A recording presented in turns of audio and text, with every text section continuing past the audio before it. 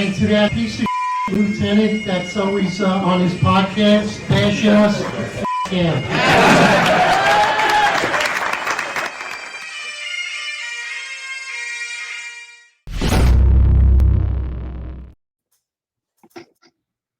All right, everybody. Eric Dim, your most complained cop, NYPD. This is your 265 Police Live series brought to you by the Finest Unfiltered. And along with me is the founder and the co-host of the podcast, John McCary, retired lieutenant. What's up, my brother? Let's get right into it. Let's talk about the migrants assaulting a police officer and his lieutenant. Let's get right into it, brother. Let's do it.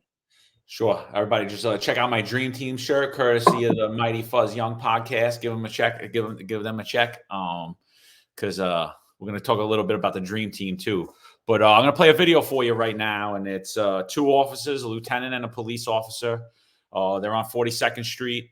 They ask a group of what the news prefers to call them as migrants. I prefer to call them as illegal aliens, as they cross the border illegally. They tell the group of migrants to leave. One of the migrants had been arrested twice previously for a robbery. I believe they asked them to move because they believed they were up to no good, either pickpocketing tourists or something like that. I don't know that to be a fact, but they asked them to move, and it turns into a gang assault. Basically, the group turns around and makes these cops look stupid, beats them consistently over and over again, hits them, kicks them in the head, and eventually they're released without bail. So we're going to play the video. Those of you that are on audio, please check out, either you could check this clip out on our YouTube or our Rumble, or you could go to our social media and you'll see it. All right, it's going to play. It's going to be a couple seconds of silence.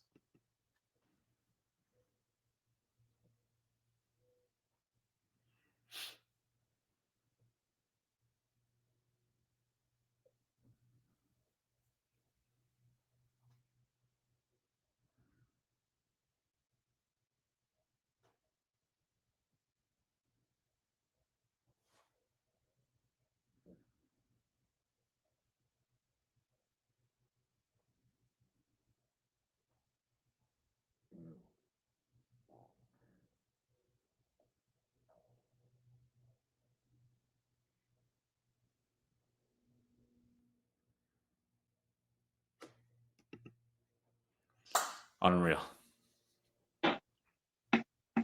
You know what? First of all, I hate watching these videos. And what's unfortunate, we have the opportunity. If we want right now, we could pick hundreds of videos that we could scroll through that are just videos of cops just being demoralized. It's despicable. It's unfortunate. There was a time when we were on the job, and these things did happen, of course. It's just the nature of police work. It's unfortunate, but they were far few in between. And now, again, I've said this many times, I'm going to say it again, this is a new phenomenon. And what I do predict, it's unfortunate, but I'm saying it now, I do believe that we are going to lose the life of an NYPD cop to the hands of another in a tussle just like this without the use of a firearm. And I hope, by God, I hope I'm wrong, but the laws of probability say different. So what are your thoughts on that? Because I just think that's the direction we're headed for. Ultimately, we're headed for death. Again, this problem is systemic. I mean, this video is just one of thousands that we've seen over the last 2 years where cops are completely demoralized.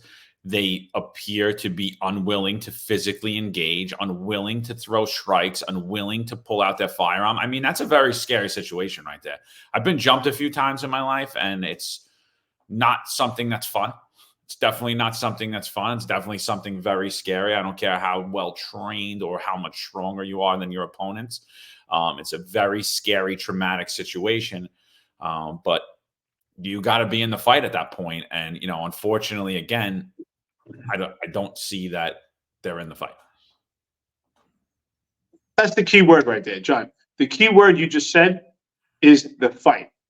The politicians, the legislators, the weak NYPD management, they don't want to actually use that word. They'll use the word engage. They'll use the word de-escalation. But ultimately, that's the word right there. Fight. These cops, unfortunately, they were attacked. and it's despicable. It pains me to watch it. It hurts me to watch it because I don't want to see anyone get assaulted, especially NYPD, the boots on the ground. You and I are the biggest advocates for rank and file. But what I don't see here is they are not in the fight. They don't appear that they're fighting. They're trying to arrest an adversary who's giving them confrontation. They're in a physical tussle, and they're not fighting. They're kind of just rolling around with kick gloves, and that guy is fighting. And then they're attacked by a group, but they are not in the fight. They're not deploying strikes. You don't see any posturing.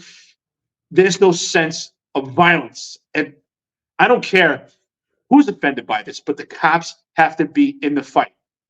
So John and I had spoke about this several times offline. But we both agreed. When John and I were on the job, especially when the job was good and we were getting support, and there was a high sense and presence of masculinity throughout the NYPD, there were cops, just like the two in this video, that didn't have the fight in them, cop and lieutenant. But because the majority of the police department, the overall majority, did have those masculine traits and the sense of authority was out there, these guys would skate by and they would not get exposed. But right now in the environment that we're in, with cops being assaulted, part of this phenomenon, they are getting exposed. And the overall majority, unfortunately, is what we see depicted in this video, not the masculine traits, not the cops that we were. They're not in the fight. Yes, there's CCRB. There's all these layers that you have to worry about. But at that point, you're fighting for your life. Make no mistake about it. They could have taken their firearms. This could be a deadly situation. This could be much different.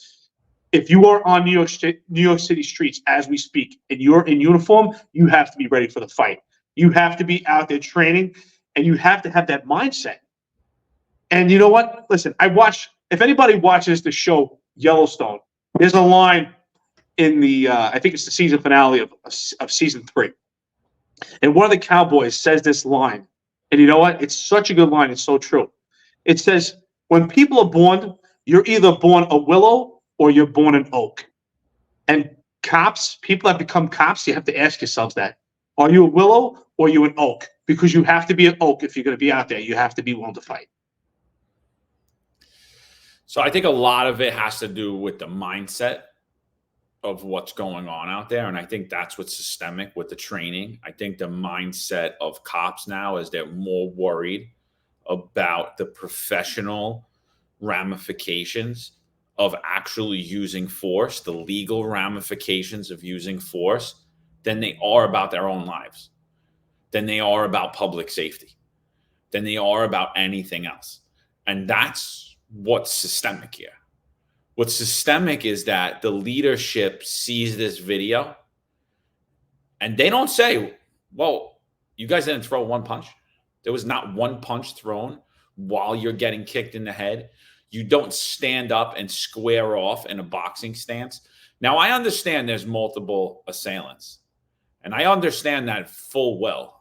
For those of you that know me know that I do. I understand that full well how that is. But I also see a group of cowards. You know, I heard John Shell speak, and we'll bring him up, and he labeled them as cowards, and he was mad that, you know, basically they were released.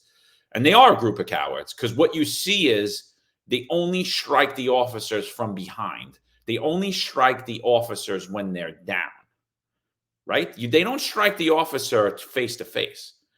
And that leads me to believe if they were standing there squared off with their hands actively throwing punches, they will move in like jackals, and they will bounce around like jackals, and they will try to hit you from the side, and they will try to hit you from behind.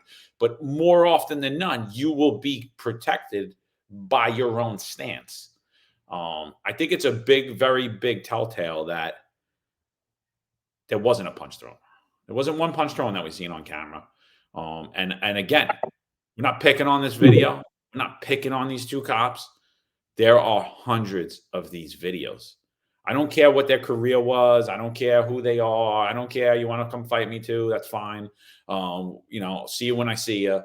But I think that this is a systemic problem in the NYPD. It's not just these two guys. It's not just that. This is systemic. We've seen it time and time and time again. And that's what I think is systemic, is the mindset, and it needs to be erased.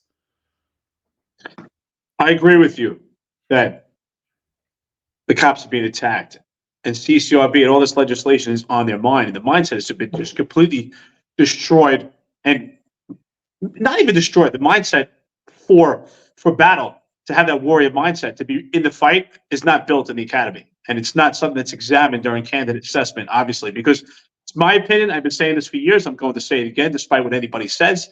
If there's anyone that worked in candidate assessment or has better insight, you have a good understanding, I'd love to bring you on the podcast. We could discuss this, but it's my opinion, based on my observations, based on my anecdotal experience, that the job is seeking out those that are meek, timid, and docile.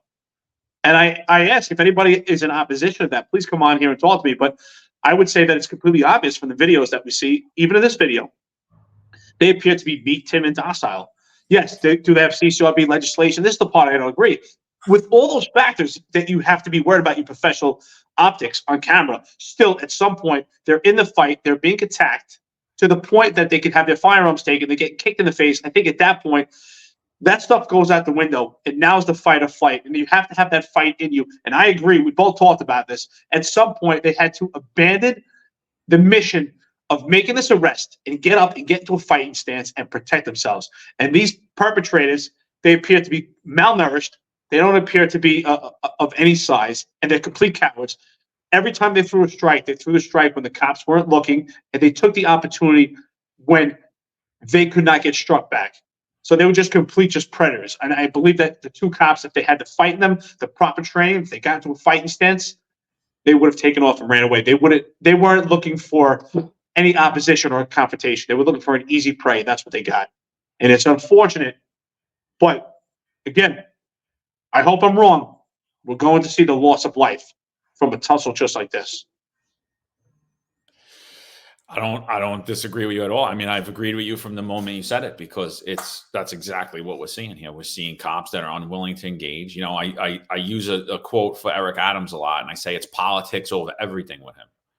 And for the cops, I'm going to say it's pension over everything. You put pension over your own life, and you don't even value your own life enough to know that if you don't live, you'll never collect your pension. If you can't walk around because you're paralyzed or something terribly bad happened to you, what is that pension worth at that point? It's nothing. What is your life is more valuable than that pension. And that's what we're saying here. You know, who cares about the camera and being embarrassed? This is life. We're all going to look embarrassed at some point. We're all not going to perform perfectly at some point. You know what I mean? But the overall riding big picture is exactly what Eric is saying, is your life is in danger. A cop's life will be taken by the hands of another without a weapon, due to this type of mentality. It's the mentality. Now, we don't even know the physical aspects of these kids. They could both be CrossFit guys. They could both do jujitsu. They could both do karate. They might be able to both kick mine in your ass, right? We don't know that, but it doesn't matter. I tell you right now, take all the skills in the world that you have. If you don't have the mindset, all of it's a waste. You know, like I said, I think Dermot Shea's a genius, but he's a coward. So we'll never know what he really thinks, because he just has Bill de Blasio's hand up his butt and let him talk for him for 4 years. So we don't really know his true thing. So his genius was good for nothing. And it's the same thing here. You could be the most talented, skilled person in the world if you're not in the mindset. And that's what this leadership has created. And these guys do not feel supported. And I'm not talking about just these two. I'm talking about the overwhelming systemic of the NYPD. They understand now it's a big rah. Why were they let out without bail? These people should be in jail. But there's so many other issues at play here. There's so many other issues at play. These people entered the country illegally. In years past, prior to the Bill de Blasio administration, these people would be held on an ICE retainer. They're here either illegally or they're non-citizens. So your whatever visa or whatever you might be on is getting revoked. In years past, there would be an ICE detainer put on you, and Bill de Blasio removed that. Have we heard one word from Eric Adams about these people should be deported? No. Now Kathy Hochul is saying, oh, you know what? Maybe people that assault cops should be deported. Oh, yeah, maybe, Kathy. Maybe. Just maybe, right? But just assault cops? How about people that rape people? How about people that rob people? How about people that assault people? How about all people that just steal? How about people that just came here to steal? They're gangs that are set up Venezuelan, Colombian, Mexican. They have no citizenship, and they cost, each one of them cost New York City taxpayer $10,000 a month each, and they're here totally to prey on the public. Well, here's the problem. No time soon is any of this legislation from the politicians, these leftist anti-police advocates, going to be stripped, going to be peeled back. How do we know? The How Many Stops Act, right? So with the How Many Stops Act, nothing's getting peeled back. We're getting additional layers added to the police department, making the law enforcement profession that much harder. So unfortunately, I think we need to not start from the top, peeling these layers back. We now need to start from the bottom. And my main concern right now, and I know the same thing is with you, is to preserve life of the public, but ultimately the life of the NYPD boots on the ground, right? Because their lives are completely at risk right now. I watched that video, and it's unfortunate, but I can almost play the music from the Benny Hill theme, because that's what it looks like. It looks like two kids, they're on a ski slope, and I could almost play that music, and they're just kind of rolling around. There's no sense of fight in them. And it's unfortunate. Listen, I put out some videos out there, and I talk about training. I talk about training martial arts, self-defense, doing CrossFit, being in the gym. You have to have your mind prepared, and you have to have your body prepared. So I say right now, we need to start from the bottom. And the bottom is the cops that are on the ground. They need to have themselves prepared for battle. If you choose to wear this uniform and do this job, you're getting zero support out there. So you have a duty to respect yourself, and to respect yourself so that you come home for your family, for the people that care about you. And I put out videos there talking about training, getting yourself prepared, and most people are pretty supportive of it. But there was plenty of people that were, they were making fun of it, saying, you want to show these macho videos, but that's not what it's about. I'm giving you my advice. How do you expect to fare well in a fight if you don't work out in the gym, if you don't do any self-defense, if you don't do any martial arts? If you've never been in the kitchen, if you've never cooked a meal, do you expect to have a good meal? You have to train. There's no other way to get around it. You can't, unfortunately, most men have this false sense of security of how they would fare in a fight.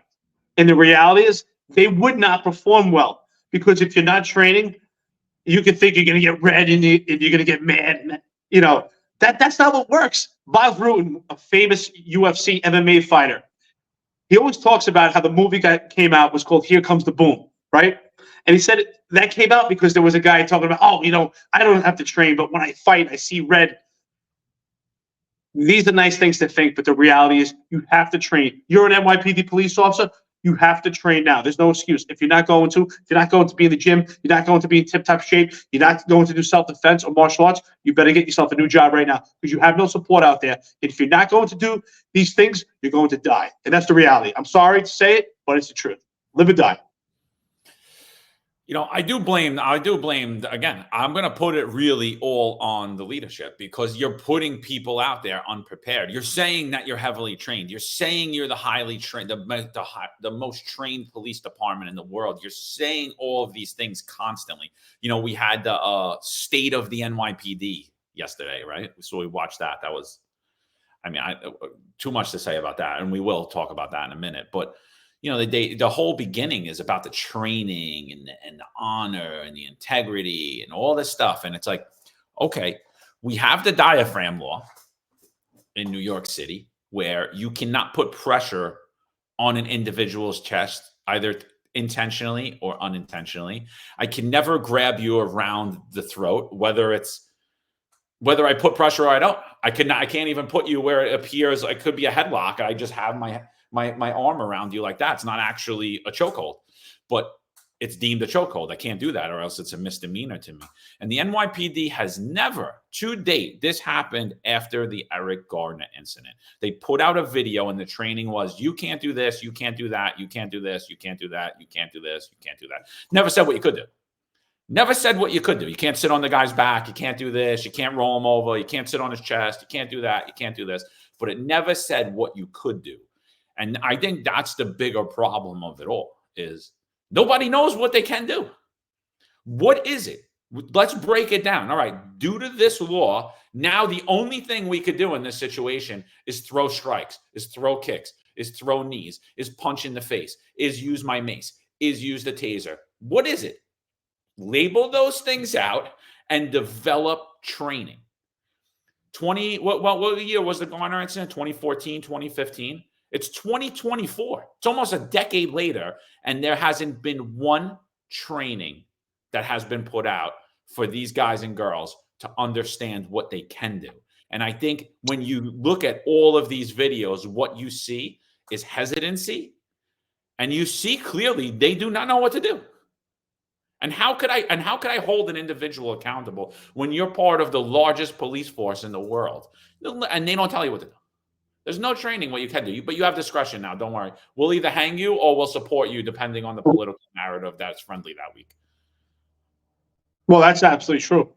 There's absolutely no training. And what's unfortunate, in the police academy, there are some highly skilled and highly talented cops that are assigned to the academy that have training. They have some world-class training. They've been in boxing matches. There's jiu-jitsu fighters there. You have some real high-performance athletes that are assigned there. But what's unfortunate is they don't have the ability. They don't have the permission to pass on and teach the police officers out there. It's unfortunate. And I agree with you. When I was a special operations lieutenant, the most important thing to me to instill in my cops was mindset. And I used to always say confidence brings confidence.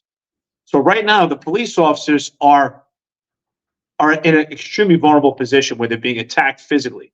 But you have to be confident in your ability to protect yourself so that you're confident and carry out that mission. And I do believe that if the police officers are trained properly from the police academy with a good mindset and actual training of how to conduct themselves and actually how to fight, that will actually alleviate these fights and there would be less attacks.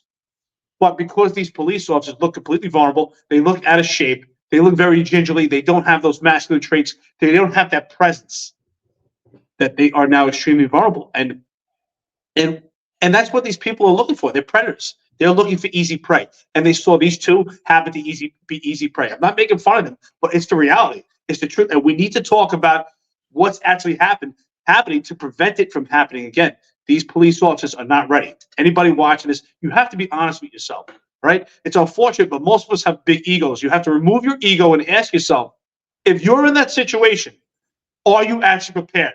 You may want to believe it and say, oh, here's what I would do. I would do this. I would do that. I've heard all that thing. John, you've heard it all. We've all heard that locker room talk. But be honest with yourself. Are you actually out there training? Do you know how you would handle yourself? And yes, John's right. They're not getting the training in the police academy. But we have to completely bypass that right now. We know that. You're not getting that training, but if you still, despite the fact you're not getting the training, you're not getting the mindset training, you're out there in the streets, you have to go out there and get the training on your own. You can't say, well, the police department is not providing it. That's true. But if you choose this job, you have to choose your life. So you have to go out there and you need to do some self-discipline, some self-initiative to go out there and get the training. And if you're going to rely on the police department, then you need to get another job. Then this is not the job for you because they're not seeking out your best interest. And your best interest should be your own life. You want this pension, but you have to go home to actually utilize this pension. God forbid you die in one of these tussles. These migrants, worst case, they'll be deported, but you'll be in a box. And that's going to be the end of the story. And they'll move on and they're going to forget about you like everything else. Life will move on. You'll be forgotten and your family will still be thinking about you. 10 years from now, one of your family members will call the police department and say, hey, I got a parking summons. My son, he got killed working for the police department 10 years ago. Who? Who's this? I'm going to hang up on you. Just think about that. It's again, I'm going to say, I agree with you. You know, you should take extreme ownership, right? Read the Jocko Willink book, Extreme Ownership, right? In every situation in life, especially in police work, you should put the onus on yourself. But again, what do I see when I see these guys and girls out there? I see guys that are going out to play this deadly game that don't want to do the job. I don't want to take a call. I don't want to make an arrest. You already set yourself up for failure. You're walking out on the street that day as a New York City police officer saying, I'm not going to arrest anybody. I don't want to get involved in anything. How does that work? How does it work? I don't know. I could never put myself in that mindset. I was like, wow, if I ever say I can't take an arrest, what does that mean? That I'm going to let anything that happens that day happen to me or happen to someone in the public? What does that look like? That you're already starting off on a failed mindset. And I think that's the bigger thing. And that thing's always been systemic. And I've seen that time and time again. But we did lose our authoritative presence, like Eric said, and that's the bigger problem, right? They used to be, NYPD were the biggest gang in New York City. People feared the NYPD, feared you going over that radio and calling for an 85. Things would, like I said, you call another car, maybe just one car, you show up and a comm would come over the craziest scene. And now we see the more cops that come, it gets crazier. There's zero respect, zero respect. And a bigger thing, there's zero fear. And again, I'll agree with John Shell again, what he said. There's no consequences. Why should they be fear? Why would I be afraid of getting arrested if I'm getting out in 4 hours and absolutely nothing's happening to me down the road? What fear do I have of the system? No, I have none. I have no fear of the system. And we were just creating more hostile, crazier environments. I mean, this gang learned. What'd they learn? They learned that nothing's happening to us. We can do whatever we want. We beat these people up. We leave. So what? Oh, what? The NYPD had a show of force and ran around and, oh, look, they're searching for these migrants. Absolute joke.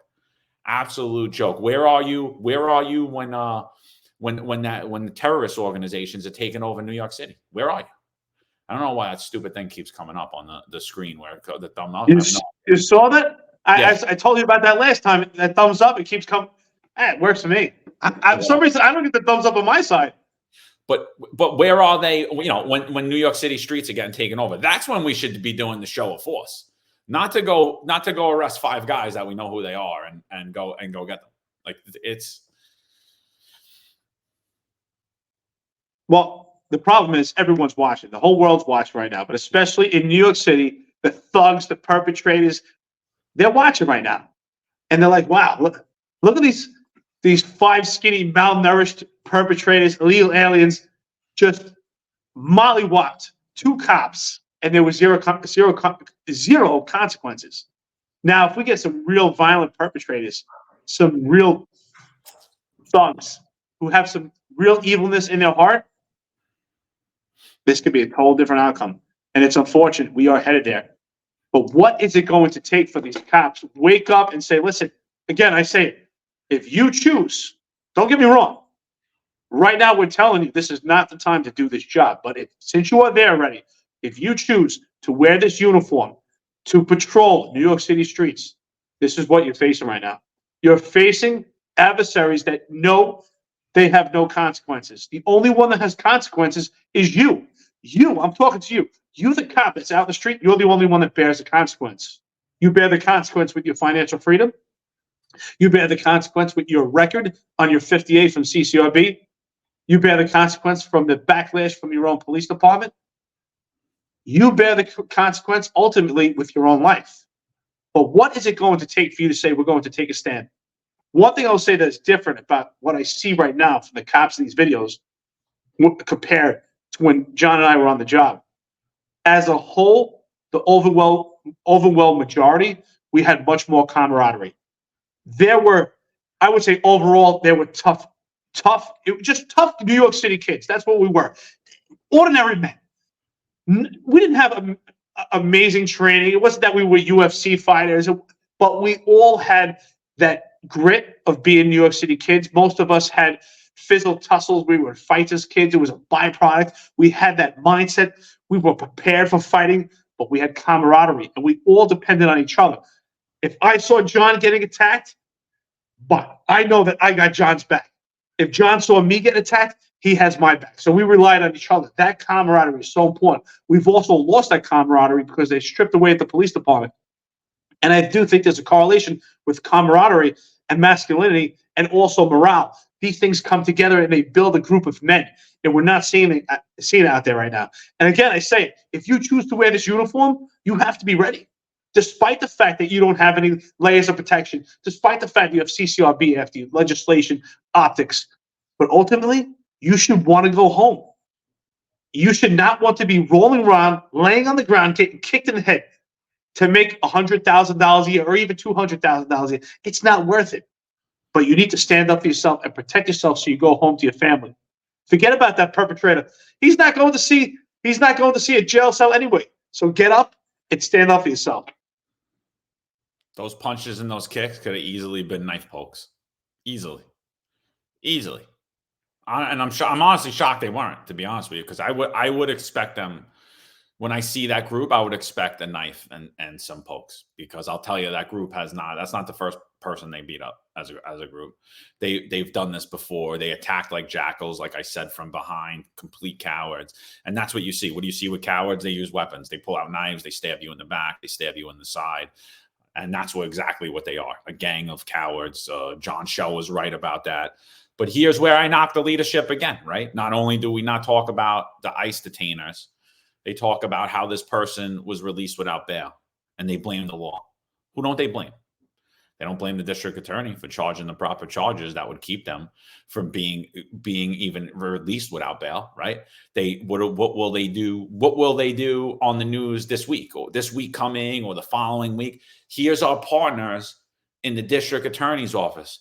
Here's our partners in New York City Council. Here's our this and that, and it's always kissing the ass of all the politicians, the district attorneys, the mayor, city council. It's constant ass smooching, and it's never the truth. It's always a detraction from what's going on. This progressive spin on New York City is destroying not only the New York City Police Department, but New York City as a whole.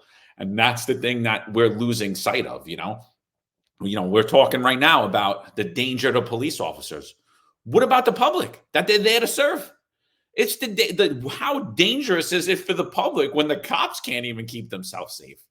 I mean, and that's the overall mission. That's the mission of the New York City Police Department, is to provide public safety to New York City. And they can't, because they're too worried about protecting themselves at this point.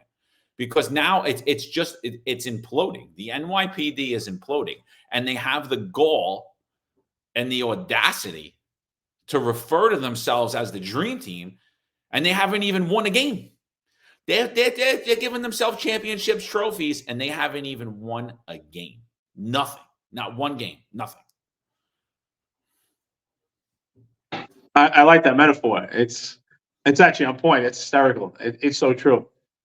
Well, let's talk about that, right? So we have Police Commissioner Edward Caban, which has been pretty much insignificant, probably the most insignificant police commissioner that we are aware of in our time, or looking back at history. But he's given a speech where he's pretty much gloating about his tenure, about his team being the dream team. And what's funny about it is memes that you and I have put out. We can't take credit for actually doing the meme, but the memes that were put out by our podcast are pictures of Kaz Daughtry and other higher echelon as the so-called dream team as a mockery. But now they're using it to actually solidify and indicate to the public that this is the dream team. This is the best version of the NYPD. If this is the best version of the NYPD, we are headed for some dark times. So with that, don't get me wrong. I think that they're specifically talking right to us. I think it's subliminal messages. I think they're having a back and forth. We're having this kind of back and forth conversation between the podcast and the weak upper management of the NYPD, this back and forth through subliminal messages. That's why John reached out to, invited, I'm sorry, let me reword that. John invited John Shell to come on this podcast, because we know that John Shell and Kaz Daughtry and Jeffrey Madry and LePetri and Michael Kemper watch this podcast. So does Ed Caban. They watch the podcast. They watch everything they do. They mimic and mirror some of the memes that we have, the social media interactions. And they're having this back and forth conversations, very childish. Why don't they just come on the podcast? You're invited. It's going to be professional. Just come on the podcast, right, John? That's it. I personally think that we're the biggest supporters of the NYPD. I think that we support the NYPD more than the men that you just named, because we're willing to talk about the things that you cannot talk about. And we understand that. And we're not in direct opposition. Yeah, there's satirical stuff. We make fun. That's locker room stuff. That stuff's always gone on through the history of the police department. We're just doing it online. And that just shows how thin-skinned you guys are. It shows how non-transparent and thin-skinned you are. You guys are more than welcome to come on this podcast. And honestly, if you were correct, because you guys really are horrible at your social media and your PR skills, they're absolutely terrible. You would be consulting us on what the messages should do, so that you could bring New York City, not only the citizens, but bring the morale of the New York City Police Department up. But you don't. Instead, you want to just keep continuing to come at us, which is it's crazy. So as Eric said, I'm going to first play a video. Kaz Daughtry's at an award ceremony. You guys heard it before. I think this is the third time we've played it on this podcast. And he refers to them as the Dream Team. And when he does that, all of these memes about the Dream Team come out. And now, obviously, active police officers don't want to share those memes. So they gave them to Eric. The same day we got that video, we got memes about them as the Dream Team on a Sports Illustrated cover. We shared that on December 3rd. And then fast forward, I'll play the video of Ed Caban actually sharing it during his presentation at the State of the NYPD in 2024. So I'll play the clip for Kaz Daughtry. This is the first time I've heard of them as the Dream Team. Ed Caban later says that some refer to them as the Dream Team, but I say only they refer to themselves as the Dream Team, and they have the gall and the audacity to, because honestly, that's embarrassing. Cut that out right away, because nobody thinks you're the Dream Team. Absolutely nobody. Maybe Dave Rockenberry, he's telling you the Dream Team because he's got making you coffee and stuff and he's spinning it for you. Other than that guy, other than all the soft white guys you placed around you, all my haters become my waiters. That's who Eric Adams talking about, because you're serving them hand and foot. Yes, boss. I know I called you a racist and I know you said you were a horrible cop, but now that you made me a chief, here you go. You're the best. And did I tell you how good looking you are? Like Dave Rockenberry. Eric, if you become the police commissioner tomorrow, he's going to be bringing you coffee. Hey, boss. Hey, boss. All of a sudden, Detective Dave Rosenberg is going to love me and say, "Oh, you're the best thing ever." And that's the funny part. I'll say it right to you, New York City Mayor Eric Adams. All these people that love you, and you know it, they were bashing you up and down. And as soon as you became mayor, now you're the best thing since sliced bread. But you know what? You got the last laugh. You got the last laugh. Sitting back, you got your feet up. Like, look at these people. They hated me, but when they need me, now they love me. You know what? You got the last laugh. They love your suits. They love everything that you say. They always say they love your plan. Even John Shell gave a speech the other day. Oh, everything the mayor's doing is great. I'm pretty confident that John Shell was bashing him before he got, elected as mayor. We all know it. Oh, and John Shell, you know it too.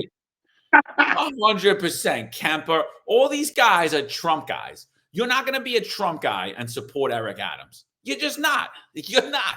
You're just not. It's a lie. You're not going around with this progressive twinge. And that's what he means. All my haters become my waiters. He's literally like, I always make fun and I say he's talking about me and Sal, but he's really not.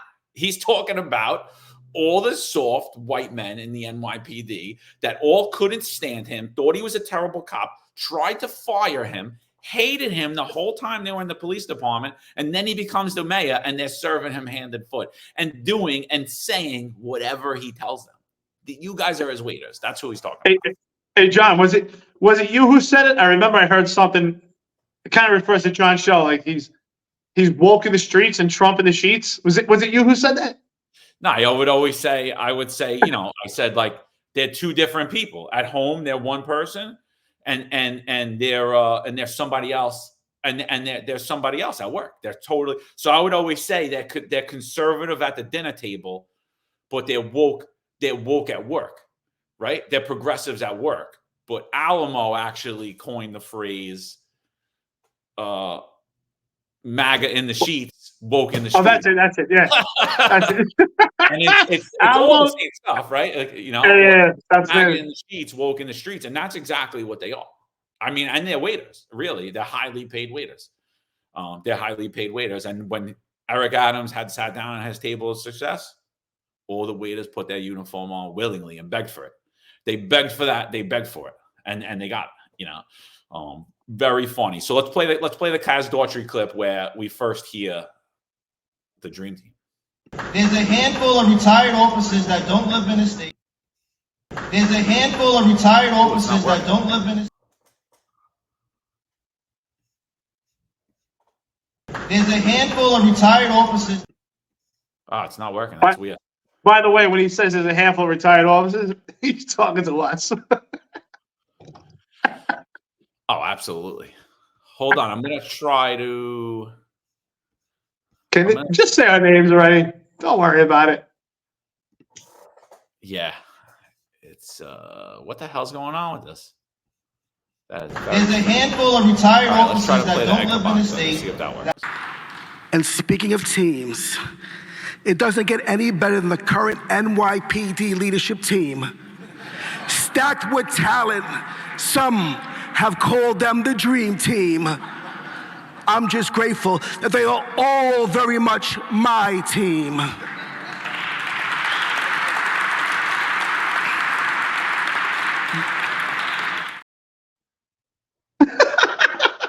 So, first of all, when I watched that 400 times, and every time I watch, I laugh. First of all, the first time I saw it, I had a cool job. Like, wait a minute, is this a Saturday Night Live skit? This can't be real. And sure enough, that is actually a legit, real presentation. I mean, if you play that over to someone and never tell them it's legit, they would think that's a Saturday Night Live skit. I think it's so comical. But again, they are talking right to us. Hello, yes, we're here. We know you're talking right to us. It is what it is. Yeah, so Kaz Daughtry calls us calls themselves the Dream Team, says me and Eric contributed nothing in our careers while we were in the NYPD, which is laughable because we'll gladly put a uniform back on Kaz, deputize us, and we could all go walk around the streets, all three of us. And let's see, we'll take Times Square, and let's see what you know and what we know. So we could do that any day of the week. You let us know. But so he refers to himself as the Dream Team. Now, for whatever reason, that video wouldn't play, but so the video we saw is Ed Caban at the NYPD the state of the NYPD 2024. And the first meme that comes up is the meme that the podcast shared on December 3rd, 2023. And he's talking about the Dream Team because immediately after that, we started making fun of him. Oh, you're the Dream Team? You're the Dream Team? I don't see that they're the Dream Team, and I said it, and I'll say it again. Even nightmares are dreams. So I just want to let you know, because I think that this is more of a nightmare than a good dream. It's not a good dream. It might be a dream, but it's a nightmare for the majority of us. Oh, it actually is a dream team because it's a dream that they actually put this team together. I mean, you got Kaz Daughtry, he's got zero experience in any leadership role. You got John Shell in that picture, who's supposedly shot someone an accidental discharge in a vehicle incident, which when I was in the Marine Corps, we were told accidental discharges are stupidity. Tiny Kinsella, another one that jumped the ranks. Tariq Shepard, another one that jumped the ranks. Jeffrey Madry, that guy's got more discipline than anybody else. He's got 9 lives. He's a cat. This team is a dream. It's a dream that they actually put this team together, and they're the ones leading the NYPD with zero experience and zero integrity and zero responsibility and accountability. That's what I see. I see weak, appointed management. I see a team that should not even be a team. Honestly, and I don't even care if they're offended by it at all. It's the truth. What are they going to do? Come at this podcast? They've already done it. Keep coming. We're still standing here. Watch out, the police commissioner might send his criminal association friend Jimmy after you. But no, I mean they're completely thin-skinned, So I shared that 25-second clip, and I did it at 3:38 p.m. yesterday via the podcast Twitter. So I put that out, and then I believe we put it out on the Instagram as well. I don't remember, but around that same time, 3:38. At 4:38, and an hour later, Kaz Daughtry on his on his Instagram and Twitter, put out the same exact 25-second clip, but he put his spin on it. We're the dream team, blah, blah, blah, blah, blah. I mean, it's honestly embarrassing. It's embarrassing to have even state, like I was honestly contemplating erasing retired NYPD lieutenant off of my bio completely. I was actually even thinking about like erasing it totally out of my history of anything, because it's completely embarrassing. The state of New York City, the fact that there's videos rolling around where these cops are getting beat up, the fact that this mayor that you're working for clearly doesn't control New York City. The mayor who actually controls New York City, last name is Adams, but it's New York City Speaker Adrienne Adams. She's the one that actually controls New York City. And we saw that with this how many stops bill, and that's another thing that you tried to do what Eric and myself were doing, and you actually have a bigger platform to do it, but you missed a mark on almost everything you did. I applauded you for trying, but it wasn't good enough, and your messaging wasn't strong enough. And not only did you not pick up any votes during your avocation, because Eric Adams never even picked up the phone to call any of the council people, right? Because that's what they all said. He never even picked up the phone. The mayor in New York City they actually lost votes. They lost votes, and more people voted in favor of the How Many Stops Act than prior to this. So I think they missed a mark. I think their PR skills are awful. I think they are the most thin-skinned, least transparent administration ever, honestly. And that's saying a lot, because I really think that the history of the NYPD is very not transparent. And, when you get up into the upper ranks, these people become very, very thin-skinned. But I think this one's the worst. Well, what does that tell you, right? I mean, we see time and time again when Eric Adams is challenged at meetings. I mean, particularly we saw him challenged by an elderly white woman of Jewish ancestry. He was challenged, and he got very vocal, very upset. He was challenged by someone on the street. Remember, by the bull, he had taken his jacket off, and he got very confrontational. So he's not shy. He's very vocal when he wants to be. So the reason why I bring this up is because in this particular incident, he vetoed the How Many Stops Act. But again, you said it. He didn't get in contact with these council members. He wasn't out there barking the way he barks when he's challenged about his personal ego. He wasn't out there barking. So what does that say? To me, that says that he never really wanted to veto this How Many Stops Act anyway. I just think it was political theater. He knew that it's a great show. If he vetoes the How Many Stops Act, two-thirds of the city council are going to overturn it anyways. Again, I've said this. He gets to placate to the moderates and also placate to the left. It's a win-win for him. But ultimately, I don't think he ever had any intentions or even had any desires to want this How Many Stops Act to not get passed through.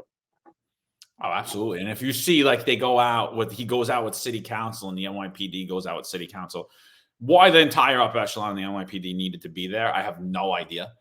Why he needed to be there, I have no idea. But who'd you see go from city council? You saw all the common sense caucus, the conservatives. They all went out on the ride-alongs. I mean, they're all sitting there in the mayor's lap. Oh, the mayor's trying. He's doing this. He's doing that. It's all nonsense. It really is. Like, he's not trying to do anything, and I agree with you 1,000%. If anything, he divided the council further, and they put him on ice. And I think this shows exactly what the politics in New York City is. The progressives or the communists are in control. They're an anti-police regime. You're not going to see moderates. And this is what they think about Eric Adams. I mean, if anyone has, I personally think he's getting indicted, and they're telling Eric Adams, bye. It's you're on ice, you're done. The real leader of the city right now is Adrienne Adams, and in a couple of weeks, it's probably be Jumaane Williams. I think what's also scary about this bill, I mean, we've been so focused on the How Many Stops Act when it comes to policing and what it's going to do to the police department, and ultimately, if this was done properly, bring policing to a halt. But as I suspected and as I expect, the police officers are going to cut corners, and they're not going to do this properly because their hearts are in the right place to do public safety. So John Shell had put out John Shell had gotten interviewed where he spoke about this, and he said I've actually clipped out a portion because it's exactly what I have foreshadowed, where John Shell says that there are nuances they're going to figure out, and they'll find that sweet spot with this act so that they could still keep public safety and also transparency. So ultimately, let me translate what that means. What that means is we're going to cut corners and not completely document this so we can actually continue public safety. Cops' careers will get sacrificed by the CCRB, and those casualties, they'll be forgotten about, and the band will continue to play on. That's what's happening. But what's even more scary, before you play this the video, I just want to say what's even more scary about this bill is that this whole thing that's going on with the police department, there's been so much attention on it, and I think it's done on purpose because it's sexy. Everybody loves talking about the police department. It's a complete diversion of what's really going on, the underlying part of this bill that addresses inmates and Rikers. That's the part of the bill that's actually even worse than what's going on with the police department, where there's going to be no control for the correctional officers over inmates. I honestly, anyone that's out there right now as a New York City correctional officer, especially at Rikers Island, my hat is off to you. You are in an extremely vulnerable position. And what has happened with this bill has made your job even harder. The restrictions that you have on inmates to isolate them, to maintain order and good behavior, what they did with this bill, it really strips away from it. Do you want to talk about that at all before we go to this video? Let's go on the clip, and then we'll go on that. And just to correct you a little bit, it is a separate bill, and it's a separate bill, and the bill is titled solitary confinement in Rikers. However, solitary confinement was stripped in 2016. And this just goes further into that. So they kind of like just piggyback on solitary confinement, that you cannot put inmates in solitary confinement. Let's go into John Shell's statement, and then we'll talk about that. Cause I do, I don't believe that the How Many Stops Act is that big of a deal. I believe that the leadership of the NYPD could come up with a plan to eliminate the amount of time it takes for police officers to even do this and still meet all the reporting requirements of that bill. I don't think they have the capabilities of it. I don't think the mayor does. I don't think they have an understanding of reporting requirements or reading the bill and actually properly documenting and implementing this. There's so many forms that we already do where they could just add a checkbox onto, which would literally take away almost the entire thing, just by adding one checkbox. I just don't think that they have the wherewithal to be able to do that. But let's play John Shell, and then let's get your thoughts on that. I mean, you already kind of gave it, but we'll just go again. I want to do his words and then your words.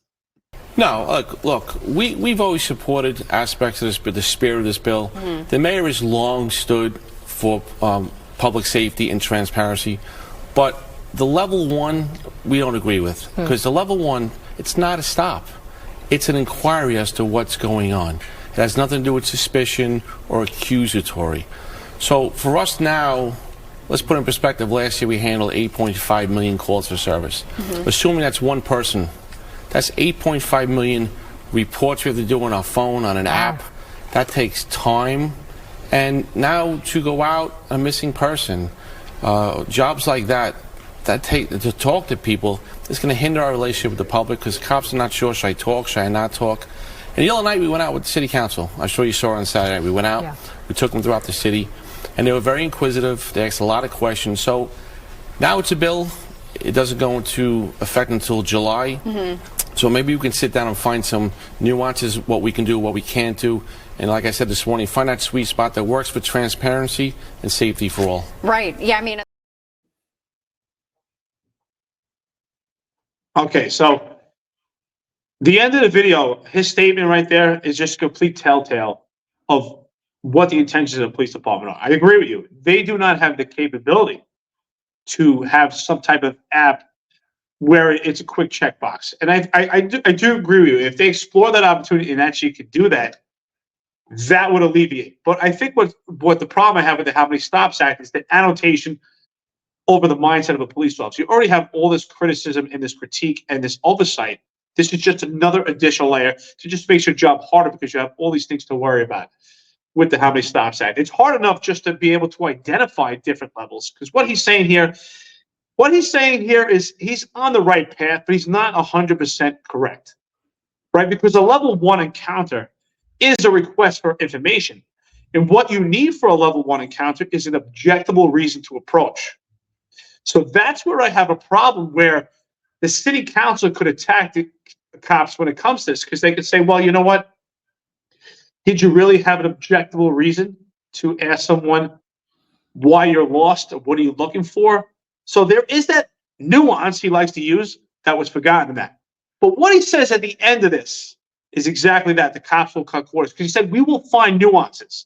He didn't say we'll find the system to actually properly document this. He said we'll find nuances in it and find that sweet spot. So what does that mean? We're going to find ways to cut corners. And what he's admitting is that this bill does hinder the job, but we'll find that sweet spot in it so we can actually do the job. What he means is we're going to cut corners. Who pays for cutting corners? The cops. John Shell doesn't pay for it. The cops do. No, I totally agree. I agree with his first part of the whole thing. Like, that shouldn't be, I don't see a big deal about transparency. I don't see a big deal about reporting. I don't believe that New York City Council has the capability of even putting these numbers together and understanding what they mean or formulate a coherent thought based upon the data that they receive. But it's a reporting bill. It's a reporting requirement. More transparency. I have no issue with it. I don't see why the police department does, even though we know that this is the least transparent administration ever. And if you could just ask any media publication, and they're going to tell you the same thing. It's not just this podcast that's saying that. So I agree with his whole initial statement. And like I said, I even agree with the approach of we're going to find the easiest way that doesn't affect our police officers. But I do agree with you, Eric. It's not going to be a way that's favorable to the police officers. It's going to expose them. It's not going to be a way to protect the police officers and fulfill this requirement. It's going to be just do it and shut up. What was the famous line that Chief Monahan said? We can't be afraid. We can't be afraid to do our jobs. When people were pushing back at this insane legislation of the diaphragm bill. We cannot be afraid. And that's basically what it is. It's like, you're going to go out there and do it. And we don't care that it's not right. We don't care we're telling you something that we're ultimately going to hang you for. We don't care. Well, you know what? I'd like to talk about, rhetorically speaking, let's say we had a fictitious car stop.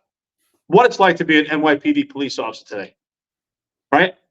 And we know what it's like, because we had a city council member pulled over, and just how prolific this car stop has become in the eye of the media, especially when these particular two cops were extremely professional. They were so sharp. Everything was done amazing, and yet they're still facing criticism.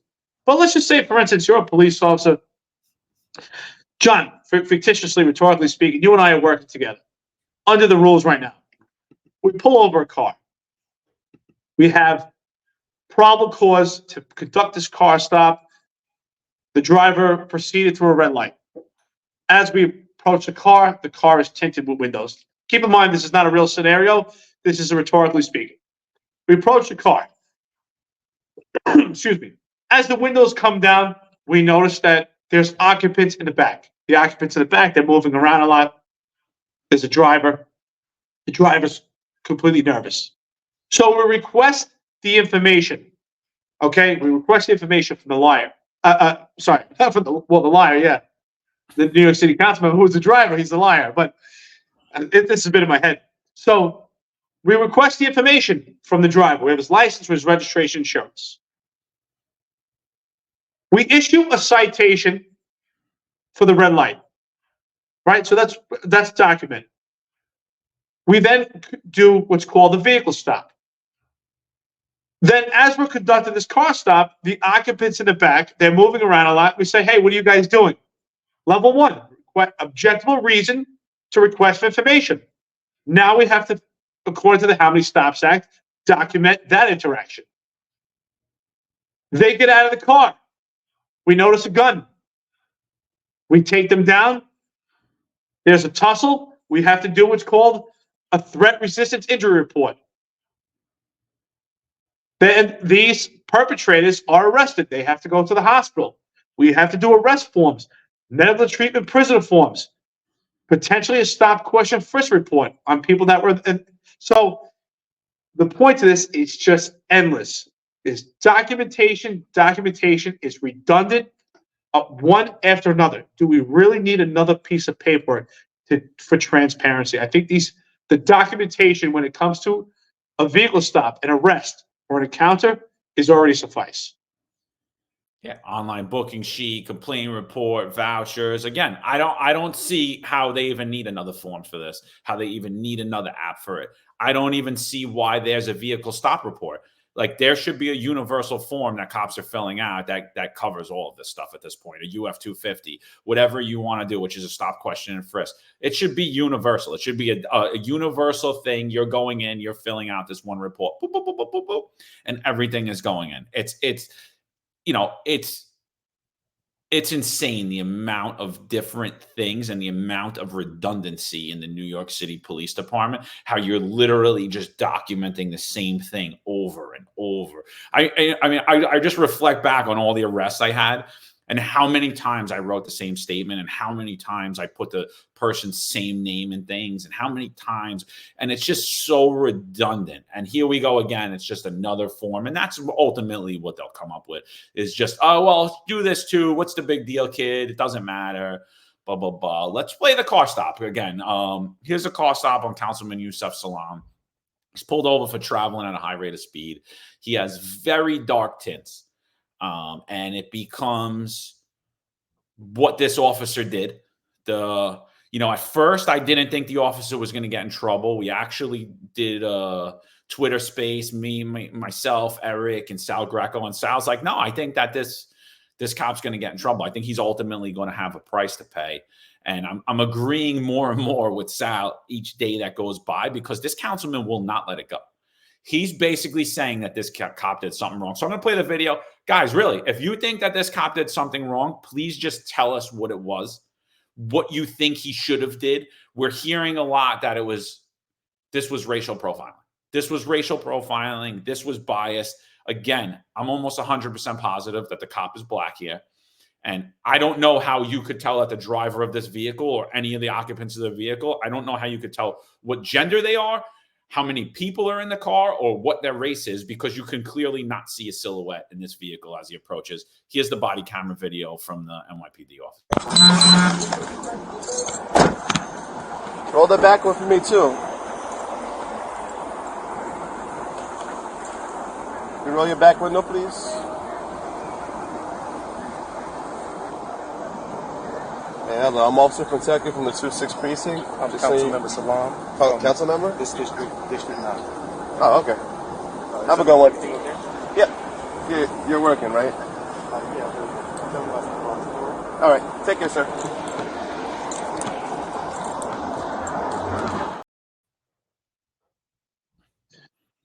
First and foremost, that was one of the most professional car stops I've ever seen on video.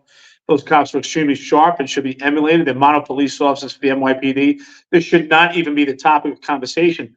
This goes back to leadership. We have weak leadership in the police department, and especially from the New York City mayor. The New York City mayor should be standing on a soapbox right now, and he should be as vocal as he is when he's attacked on his own ego, as he was with an elderly woman and when he was walking in the street by the Bull in Lower Manhattan. He should be extremely vocal, and he should be backing his cops. So what's going on now with this car stop? I don't see anything wrong. I personally don't see anything wrong. The officer's not required to tell him why he was pulled over. The councilman didn't ask the officer why he was pulled over.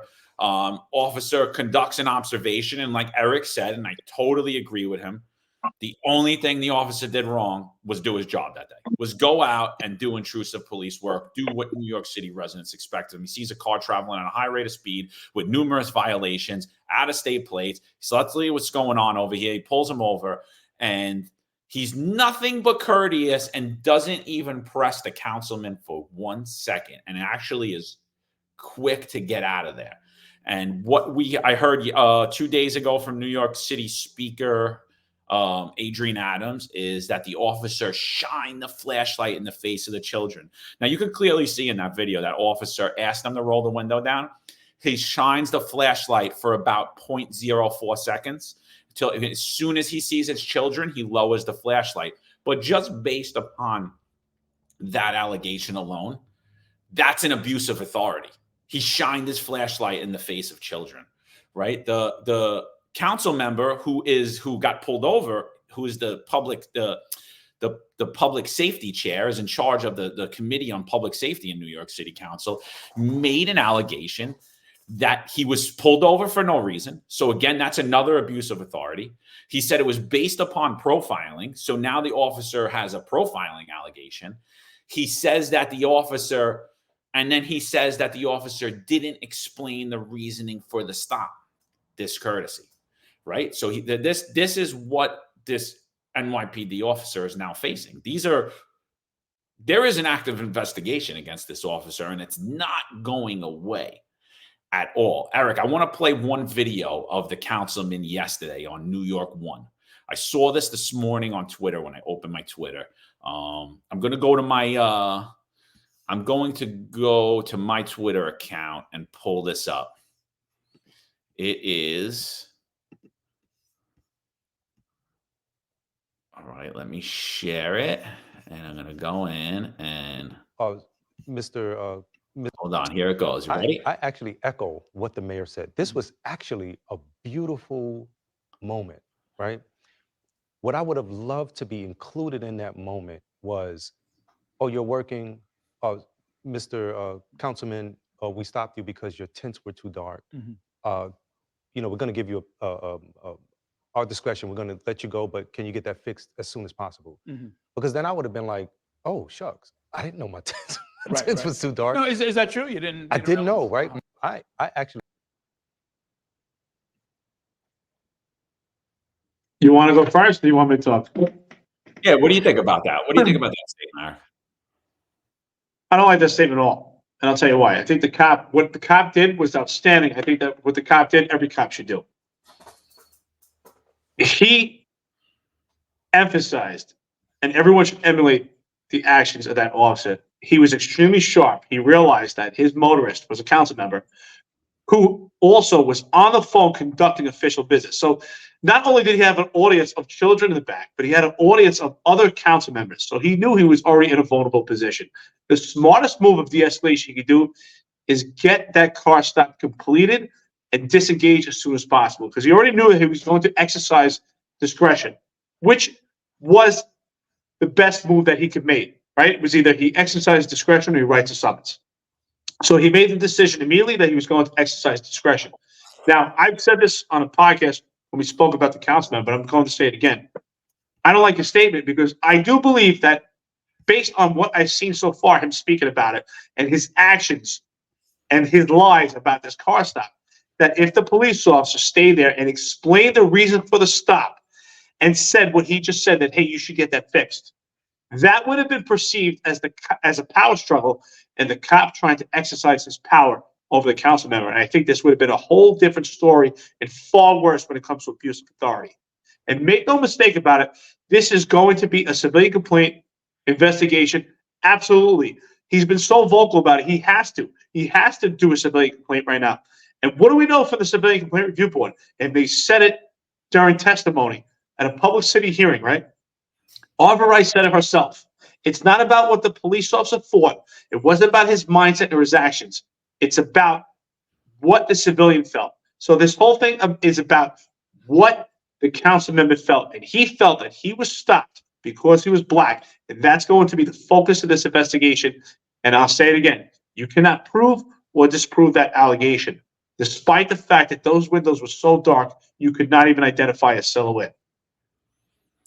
No, that's a great point. And I think the minute that it became news, again, and the only reason that this is news is because of this councilman. He put out a media release statement alleging profiling, and he also said that the officer said that he asked the officer, why am I being pulled over? And the officer said, we're done here, and walked away. And clearly that's not what happened. But what we're hearing in city council now is that, oh, the audio is inaudible. It's inaudible. You couldn't tell. He does ask him.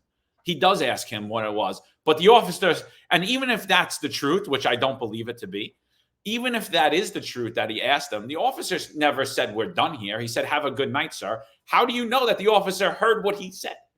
You're standing in traffic. You hear,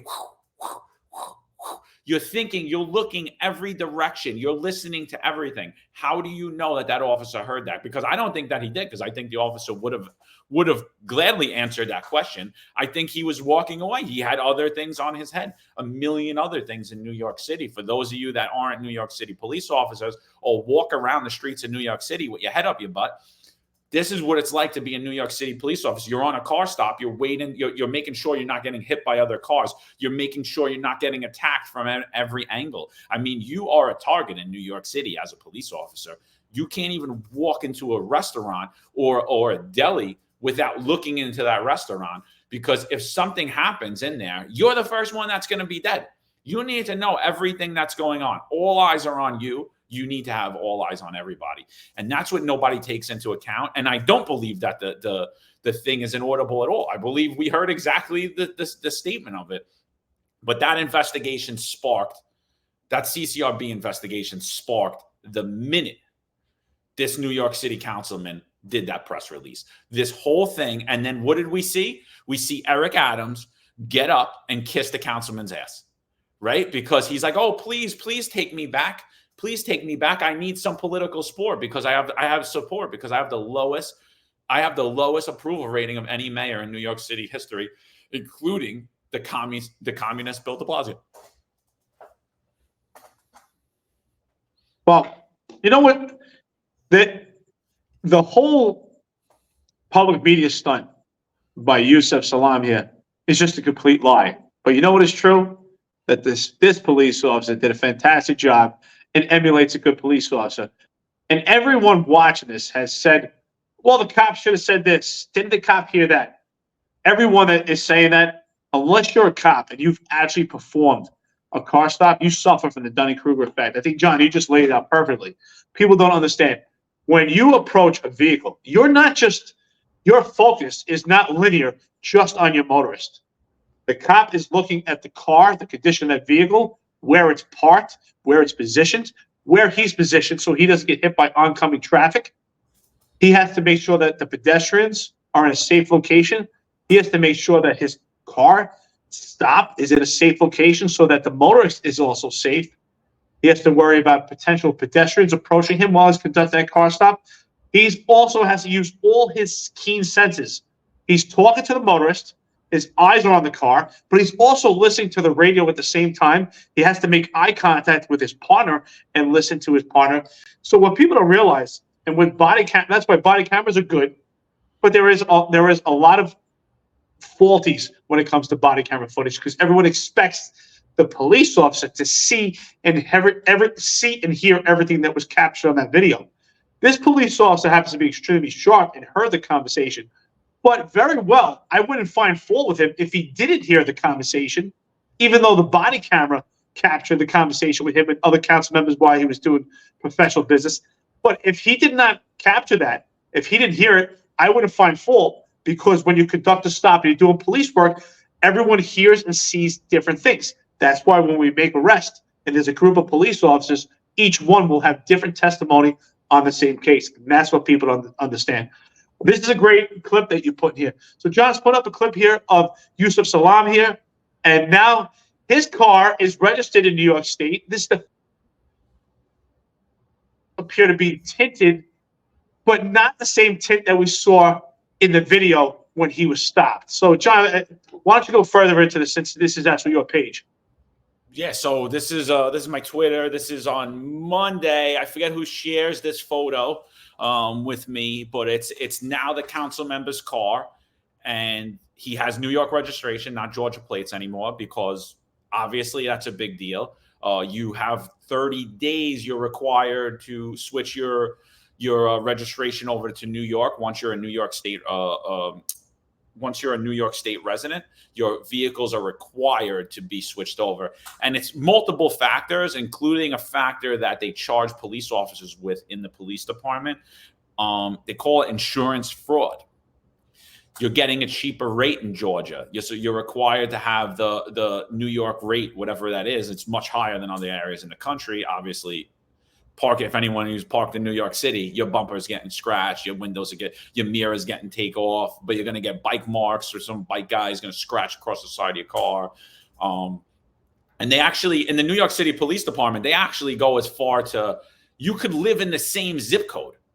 You could live on 68th Street in Bensonhurst, Brooklyn, and you move to 69th Street in Bensonhurst, Brooklyn, but you don't update your address with the department within 30 days that you're required to do, and they'll actually get you with insurance fraud. Oh, you're defrauding insurance, and they call it something else, and it's not actually really a criminal charge. It's an administrative charge.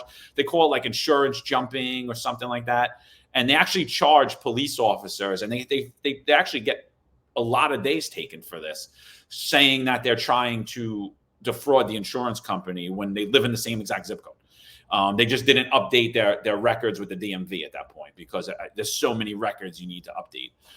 So here you go. And I agree with you, Eric. I'm looking at this car. This does not appear to be the same tint. My friend actually got his window tinted one time, and I always made fun of him. I was like, "Oh, you got your windows smoked. They look nice." You know, you could see, but clearly in this car, you could see right through the back of that car, and you could actually see into the driver's side of that vehicle. You could see clear as day when they pulled that car over. And now I understand it's night, but I don't believe it would have been as dark. And actually, when you see the back window roll down, you could see how dark in the body camera video, how dark that layer of tint is. And that is not that same tint, in my opinion. Oh, absolutely. Obviously, this is just a stunt just to counteract the police officer. Say, hey, look at the tint on this car. You can see inside the car. But clearly, we know from a trained eye, and as I said, the tint before was so egregious. Even, I just want to go even further and say, just on the naked eye, my experience, even this tint's too dark. 70% light transmittal is completely clear. So even this tint, but I've made the argument that if the car was tinted in this manner, that's not something that we should address, because it's kind of on the cusp. It's very close. This is something that would require a tint meter, because it's very close. There is some tint, but it's clear. But his car, on that car stop, on that day, on that night, was so egregious you did not need a tint meter. But I will go even further and say, so John and I spoke about this offline. In our experience, I could say this: even if you have a car that is completely clear, just completely transparent, 70% light transmittal, there's no tint on the windows, at night, depending on the location, the lighting of the street, the position of the vehicle, there are obstructions, and there are times where just of the position of the vehicle or the location, you can't see inside the car and see the silhouette of the passengers, even without tint.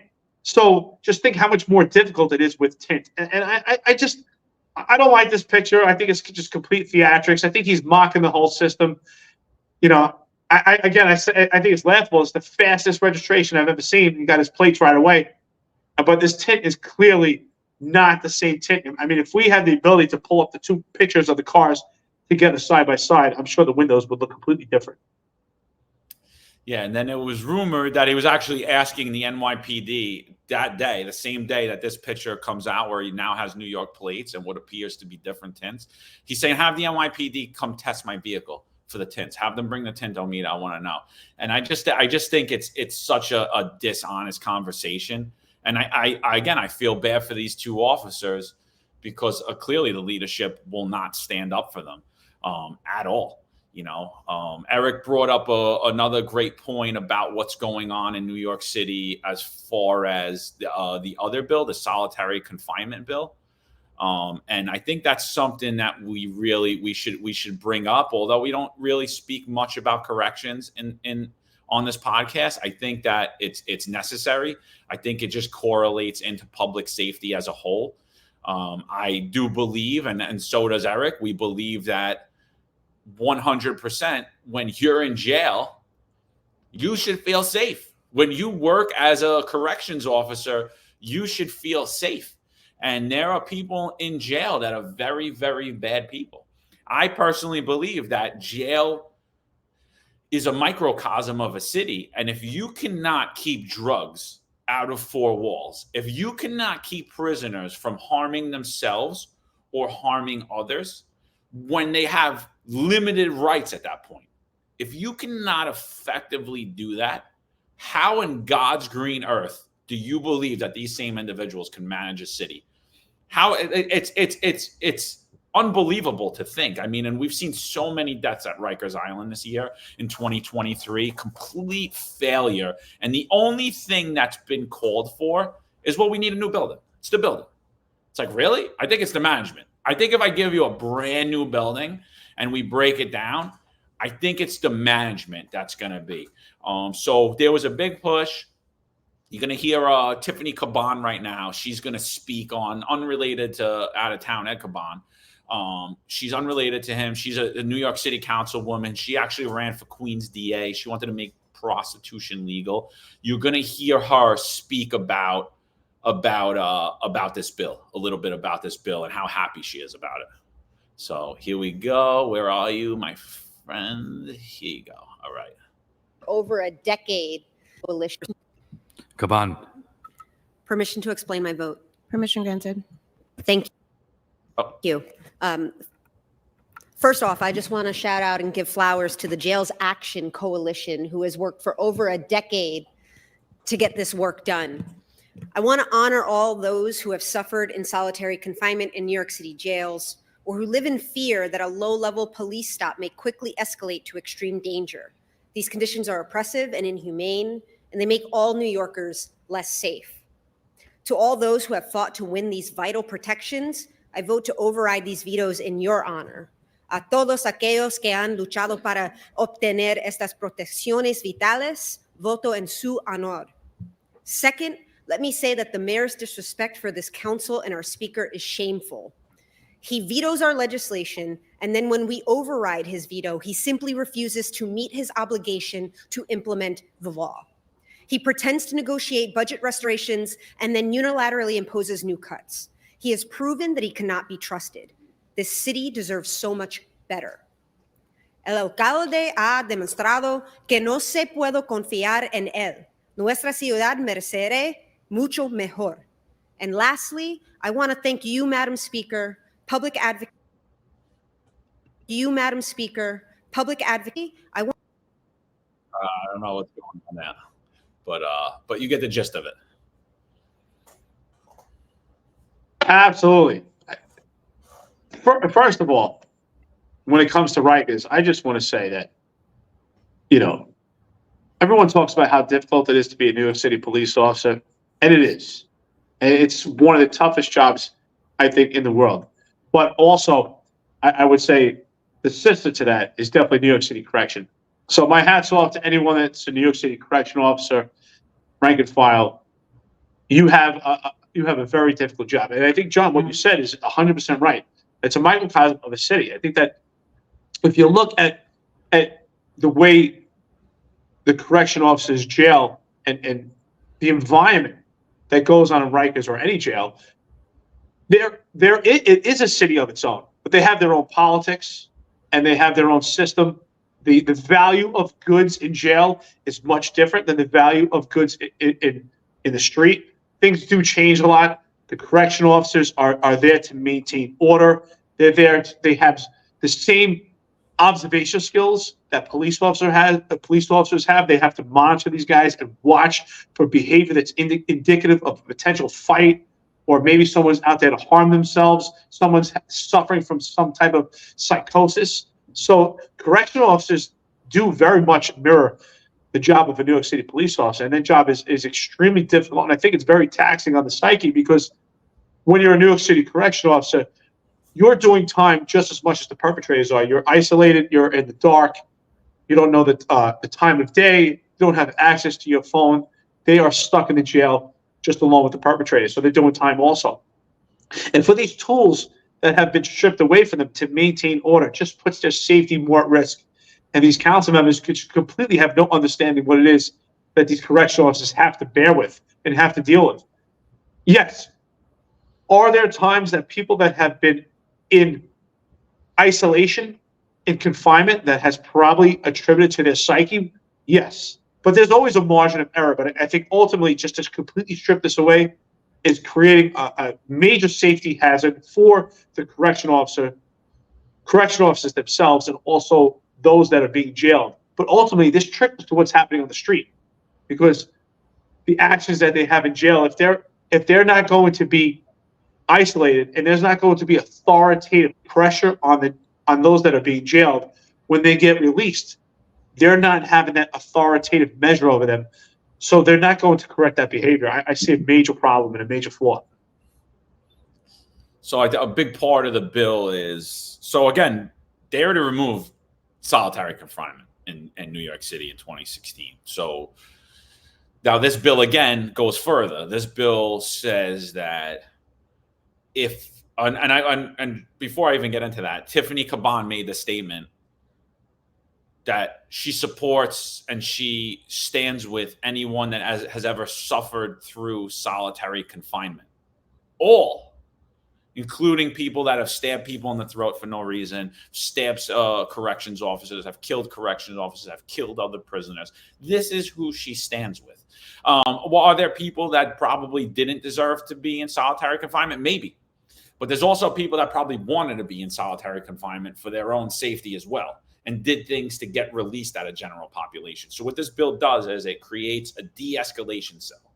So something crazy happens, let's say, God forbid, somebody's stabbed, a prisoner or a corrections officer. They're allowed to put the person, the stabber, in a de-escalation cell only for 4 hours in a 24-hour period, and only for 12 hours in a week, in a whole week. So you can only remove that person out for 12 hours for that week, and then they're back in general population. That is a danger not only to the New York City corrections, but to every prisoner in there. Again, I don't believe that you're serving time and you're paying your debts to society for whatever you did. I don't believe that you should be in danger from the other inmates, and I don't believe that you should be, unlawfully tortured, as they like to say, or left in solitary confinement and abused and not given medical treatment or food or anything like that. But there are times when, for your own safety, your safety of yourself and the safety of others, you should be removed from general population. And this bill strips that authority from corrections. And basically, like you said, Eric, it's the same thing on the street. There's no consequence for action. First of all, I think that was extremely educational. I think that you explained the bill very well. And what I gathered from that, the problem I see with that, you could put someone in a de-escalation. I love how they use the word. They love it. It's amazing. Let me go back to that. The politicians love the word de-escalation. It's this amazing buzzword. It just cures everything. So let's put them in a de-escalation cell. So if I utilize all 4 hours, so I don't know if that's the algorithm. I wasn't a correctional officer, so maybe I know people that are correctional officers, but I don't know if that's what it takes to cool someone down in that type of environment. I know. I mean, we put people in cells, and I know it could take more than 4 hours to calm someone down. It could take all night. So this ideology that they came up with 4 hours is just, I don't know where they came up with that number. But the problem is, if you use that 4 hours, and if someone is just a habitual problem, for now you only have 8 hours left for the entire week. So how do you utilize those hours? Okay, we'll use 2 hours now, and now the person being jailed, the inmate, is aware of that. So they might even say to themselves, well, you know what? They put me in the de-escalation cell 3 days in a row. They got 4 days left. No matter, I can go crazy. They can't put me in a de-escalation cell. So someone else, maybe this person, this inmate is a threat to another inmate. So now we're going to have to throw that other inmate in this de-escalation cell for their own safety. But after we use up those 12 hours, what do we do with him? So that's a great point. How do we rehab and use punitive discipline on the inmate who's the attacker? And how do we utilize this de-escalation cell to protect the inmate that is being threatened when the 12 hours are already utilized? I think this is completely flawed. Again, what I think this ultimately comes down to is I think they want Rikers just to completely implode. It will just completely solidify why they want to close Rikers and move on to what's the real mission, and that's by closing down and abolishing Rikers Island. So, further emasculation. This is the emasculation of New York City corrections, right? You remove the authority. You now open New York City corrections up to lawsuits. You open the corrections officers up to discipline for not following this bill, for trying to provide safety to the other prisoners and themselves. You open everyone up the same as they do for the NYPD, right? All the legislation they make, they emasculate, right? They take away all the authority. There's further language in that bill, and they start talking about handcuffing and not handcuffing for an extended period of time. I don't know that I'm reading it right, but the way I'm reading it is you can't keep handcuffs on people for an extended period of time. And the way I'm reading it is during transports. I'm just thinking in my head. I don't know that this to be accurate because the language in the bill, this is what I'm construing from it, that you cannot keep someone in handcuffs while you're transporting, while you're doing all of these things. I mean, everyone's seen movies, right? With someone's driving the bus full of prisoners. I'm pretty sure if you're driving that bus or you're the guard in the back, you're going to want those people in handcuffs, especially when you're outnumbered 30-1. And they're constantly outnumbered. And that's always going to be the case. So there's further danger, very dangerous language in there. I won't get into the whole thing on it because I'm not too well versed in corrections. We will have some corrections officers on here to speak about that. But I just think it's the insanity, and it's, again, New York City Council showing Eric Adams, we're the boss, you're on ice, you don't matter. And what are they going to do ultimately when people die as a result of this legislation? As a result of this particular legislation, people will die, whether it be a corrections officer or a prisoner. What will they do? They'll point the finger at Eric Adams. And they're just showing him, you're on ice, guy, you don't run the city, we do. it's funny you talk about the movies. It's so true. Right? They're in the back of the bus, or you know what movie this reminds me of? The movie that came to my mind was Con Air. Remember that movie, Con Air, with Nicolas Cage? And they had the most violent perpetrators on this plane, and they were shackled by the hands. The hands were shackled to the feet, and they had some of the rapists. They were in some type of cell that was in the plane, and they were shackled inside the cell. And this is what it took to keep this plane to actually do a transport of these violent perpetrators. But now we're going to have potentially 30 inmates who are now being transported, who can't wait to see the light of day. They want to get out, not being handcuffed, with someone driving who's not paying attention, and one person in the back. This is absolutely ridiculous. Was this actually thought out? I mean, this is just completely insanity. Think about it. Would you drive that bus? Listen, I'm not afraid. I'll fight anytime. I'm not a tough guy, but I'm not getting on a bus with 30 inmates, just me and you driving that bus. That's insane. Absolutely not. That's a death wish.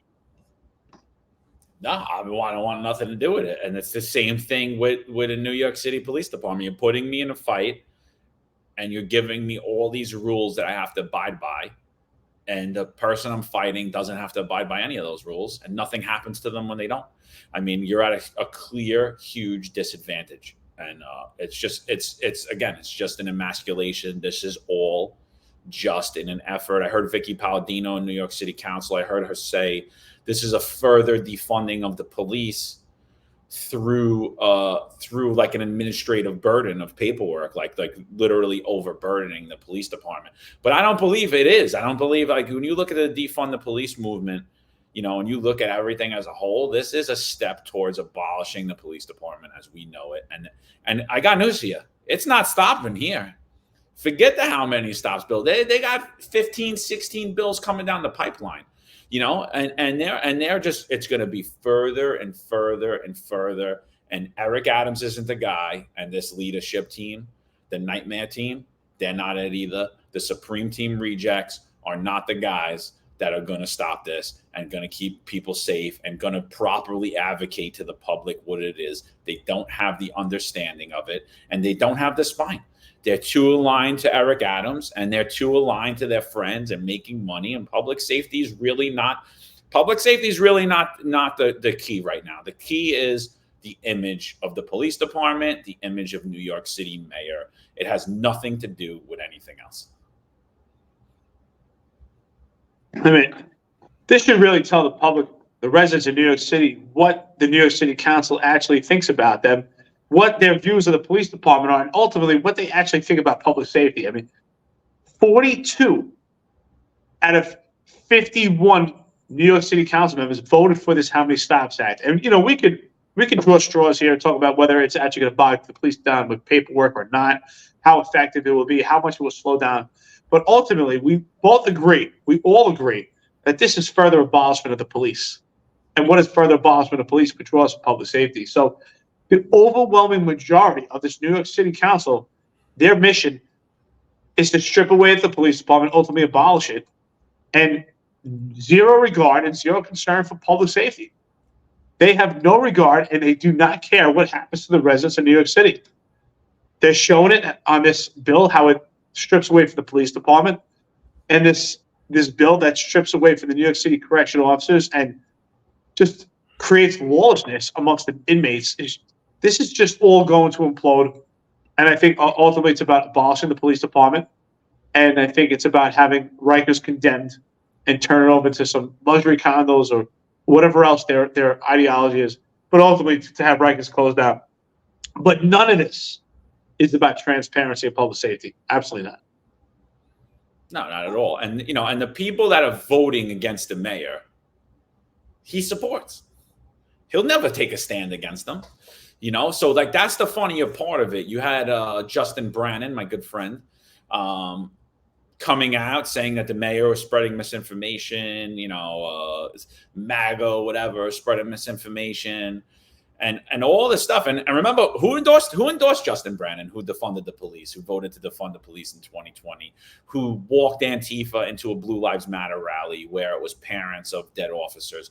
Who was that? That was Justin Brannon. That's who New York City Mayor Eric Adams supported. He endorsed him for city council, and he went right against the mayor into far left anti-police progressive, which he clearly is. And ultimately, who do we have to blame? The New York City residents, right? Because they're either too apathetic where they don't vote, or they don't know enough and they just vote based upon name recognition. And I think more is that they don't vote. I think more the people that I know in New York, in all of the state, actually, when I speak to them about political issues, they're kind of very moderate, conservative leaning people. Maybe they're a little left, maybe like a little left, but slightly. But I think overall, the overwhelming majority of people in New York support the police. They support common sense things. But when it comes time to go to the polls, they don't vote. And Republicans are doing an absolutely terrible job of advocating. I mean, we want to make fun of the New York City Police Department and their PR campaign, I mean, if you look at the GOP in New York and New York City, I mean, they're just, it's disgraceful. It really is. It's absolutely disgraceful. I mean, we want to talk about incompetence of people leading New York City, New York State. I mean, there it is. And their opposition, there is none. What do we see with the opposition? They run to defend Eric Adams. They hang on his words and they ignore his actions. It's pathetic.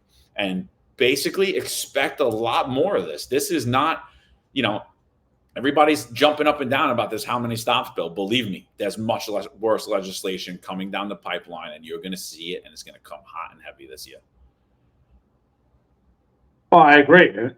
And the other burden is for the police officers. And I think ultimately that's what's going to be affected, as always. The police officers are going to be affected by this How Many Stops Act. Because if they have an interaction, and I'm sure many of the cops are saying right now, I'm not going to talk to anybody. And that's great to wish. That's great to wish that's going to happen. But we know the reality is once you get comfortable, once this bill gets passed, you get comfortable, because we all do. We get comfortable as these new bills come. No one thought, including me, I thought once we got the body cameras, like, how am I going to do this job? Somehow we adapt and we overcome it. They're going to adapt and they're going to overcome this. It's going to become normal, and they're not going to document it properly because we always have administrative oversight. And who's going to come knocking on their door? Civilian Complaint Review Board is going to hit these cops with abuse of authority. They're going to get substantiated cases, based on level 1 encounters, not documenting it properly.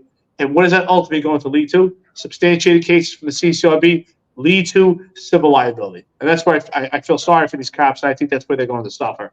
And that's what John Schell didn't mention when he talks about nuances and that sweet spot. That sweet spot means getting the paperwork done so John Schell can move on and get further in his career. But the police officers pay the ultimate price. Absolutely, and here's one of the men that assaulted the lieutenant and the cop. Here he is coming out after he's freed without bail, and this is what he's doing. He's giving everybody the finger. I'll be out there tonight. I'm coming back for you. And then this is a post from Miranda Devine. Miranda's a reporter in New York City. She works in many major media publications, and she asked, "Would anyone in America have a problem with him being deported? This individual after these actions?" And yes, there's a lot of people that would have a problem with it, namely Eric Adams, the number one. He would have the biggest problem with this gentleman being deported because he has full authority to get an ICE detainer put on this person and to remove exactly what Bill de Blasio put in there, and he's not. He's not. So that's who has a problem with it, Miranda. New York City Mayor Eric Adams, along with the progressive socialist that he aligns himself with, endorses and supports and kisses their ass. That's exactly who it is. And you know who else would have a problem with it? Ask our good friends in the New York City Police Department. Ask John Schell, should this person be deported? Ask him how he feels about open borders. Ask Ed Caban. Ask Kaz Daughtry. Ask Tanya Cancilla, and they're going to lie right to your face and say exactly what the mayor did. That's who support. That's who support. That's who doesn't support that person being deported. All of the liars that align themselves with the progressive left. Well, we know it's completely obvious, right? Because this so-called dream team, they watch the video. Listen, I love that shirt, by the way. The body camera footage for the car stop at the council member was released, and it told a great story because it was complete opposition from his lie, Yusuf Salam. But what we didn't hear, we heard Ed Caban at his speech talk about the dream team and how great they are. But what we didn't hear is we have the support for the cops right now. If you lie, if you're a city council member and you lie about our police officers, we will be there to stand with them and support them. And we will not stand with you. We will show you opposition. The police officers will have support. They will have the back of the police commissioner. That's not what we're hearing. That's what I want to hear. Maybe we could talk about potential dream team, but right now, that's all it is a dream. It's just a complete slap in the face to all New Yorkers, all NYPD members, that you actually call yourselves the dream team. It's a complete joke that you actually think that you guys are some type of phenom and that you can actually separate yourself from other administrations amongst the NYPD. Were other administrations flawed? Absolutely. But what makes this administration better than the others? If anything, it's far worse. I don't see any better. I just think it's far worse. And they have zero PR skills. And you're right. Instead of using this podcast as a friend, they found us as a foe. We would be a great outlet for recruitment. I mean, we would have an opportunity to talk to potential candidates to become police officers. But no, they're not. They don't see us as friends. They see us as foes because what we say is the truth. And unfortunately, they know the truth and they can't speak the truth right now. So it hurts their own egos. Yeah, it's a shame. It really is. It's a shame. What else did I want to talk about? There's a consensus among the NYPD, and I've seen this numerous times. And I'm not sure where I stand on it, but I think it's the question that needs to be asked. Kaz Daughtry clearly is obsessed with the post that we put out, both on the podcast and as individual. He literally uses the same music that I put out. He uses the same exact posts. The police commissioner uses the same memes. They send their buddies, they send their buddies to threaten us. We have numerous active members coming at us, attacking us as through their own name, and others through fake monikers, who have now all stopped, by the way, since we filed that complaint. That was supposed to be top secret.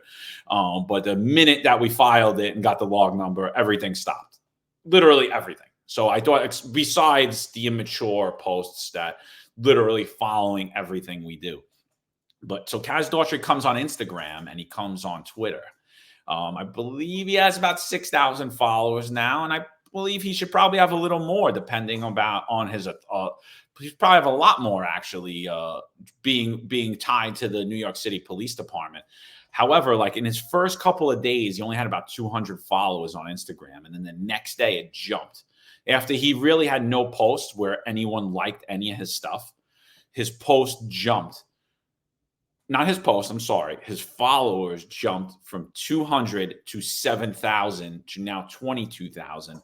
It's the contention of a lot of people on Instagram that he bought followers in order to make himself look relevant. Now, I'm not 100% positive, but it wouldn't shock me at all. So if anybody knows, if you could tell if somebody bought followers, let me know, because I'll definitely do the back work on that one. What do you think about that, Eric? Who paid for that? First of all, I can't believe we're even talking about this. This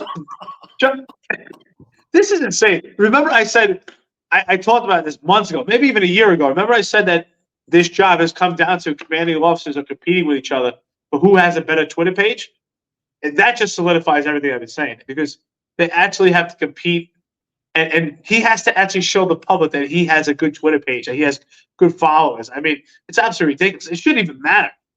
It shouldn't even. You just do your job. I mean, but it's more important. Think about how much time is getting retracted and withdrawn from doing actual police work, from dressing anarchists, BLM, all these protests. But he has to spend all this time in making sure that he has a sexy Twitter page. This is absolutely ridiculous. I can't believe this is where we've gotten to when it comes to policing. I mean, this is insane. It really is. These commanding officers, towards the end of my career, I watched them compete with each other over who has a better Twitter page. It was just insane. Who's liking their post and what kind of post they're putting out. I mean, taking pictures in the command constantly of every little thing to put out there on Twitter. I mean, spending more time for social media clicks than actually doing police work. Insane. No, it's wild, man. And that's why, like, I don't dismiss that. Like, when people were sending me, look, this was yesterday, this was today, and I got it a lot of times from a lot of different people. I was like, yeah, I could see it.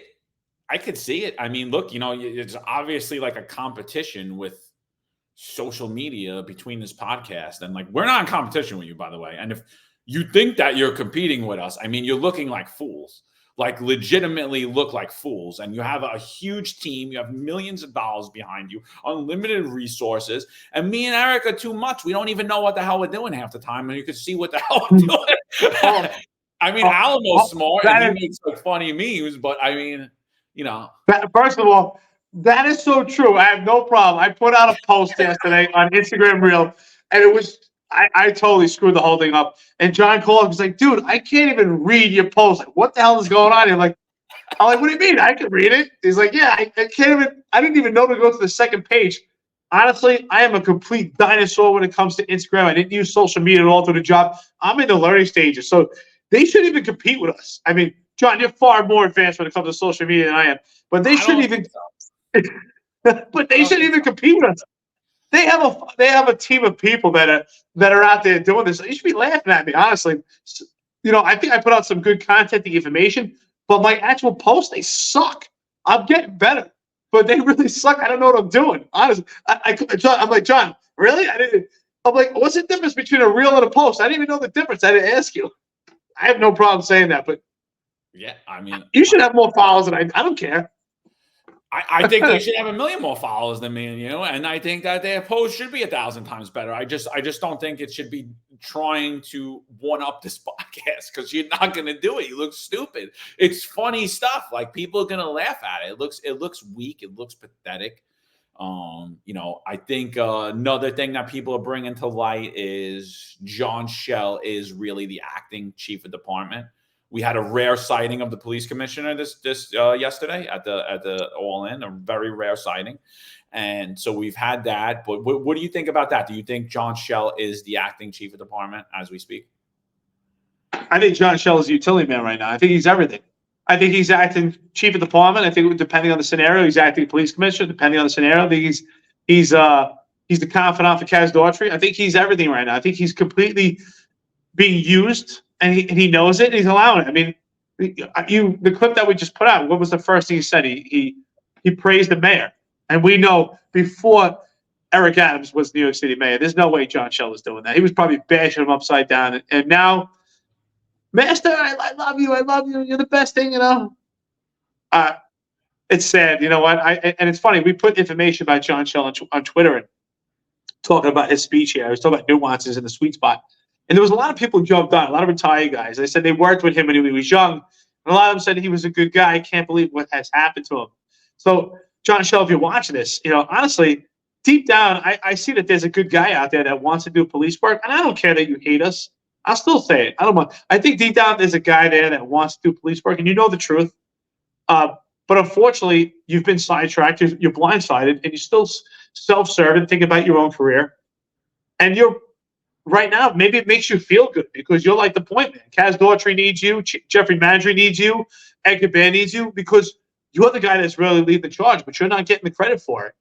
But yet you're still doing it.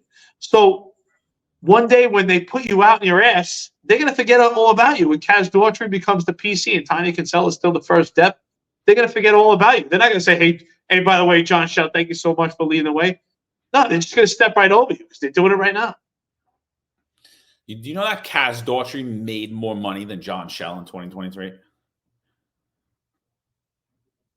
Yeah, you and I were talking about that. I think you had said the number was astronomical. The amount of overtime that you said was pretty much, we haven't done the math yet, but it's almost impossible to actually make that kind of money. So for 2023, and I believe this goes by fiscal year, right? So it's a little off from the year.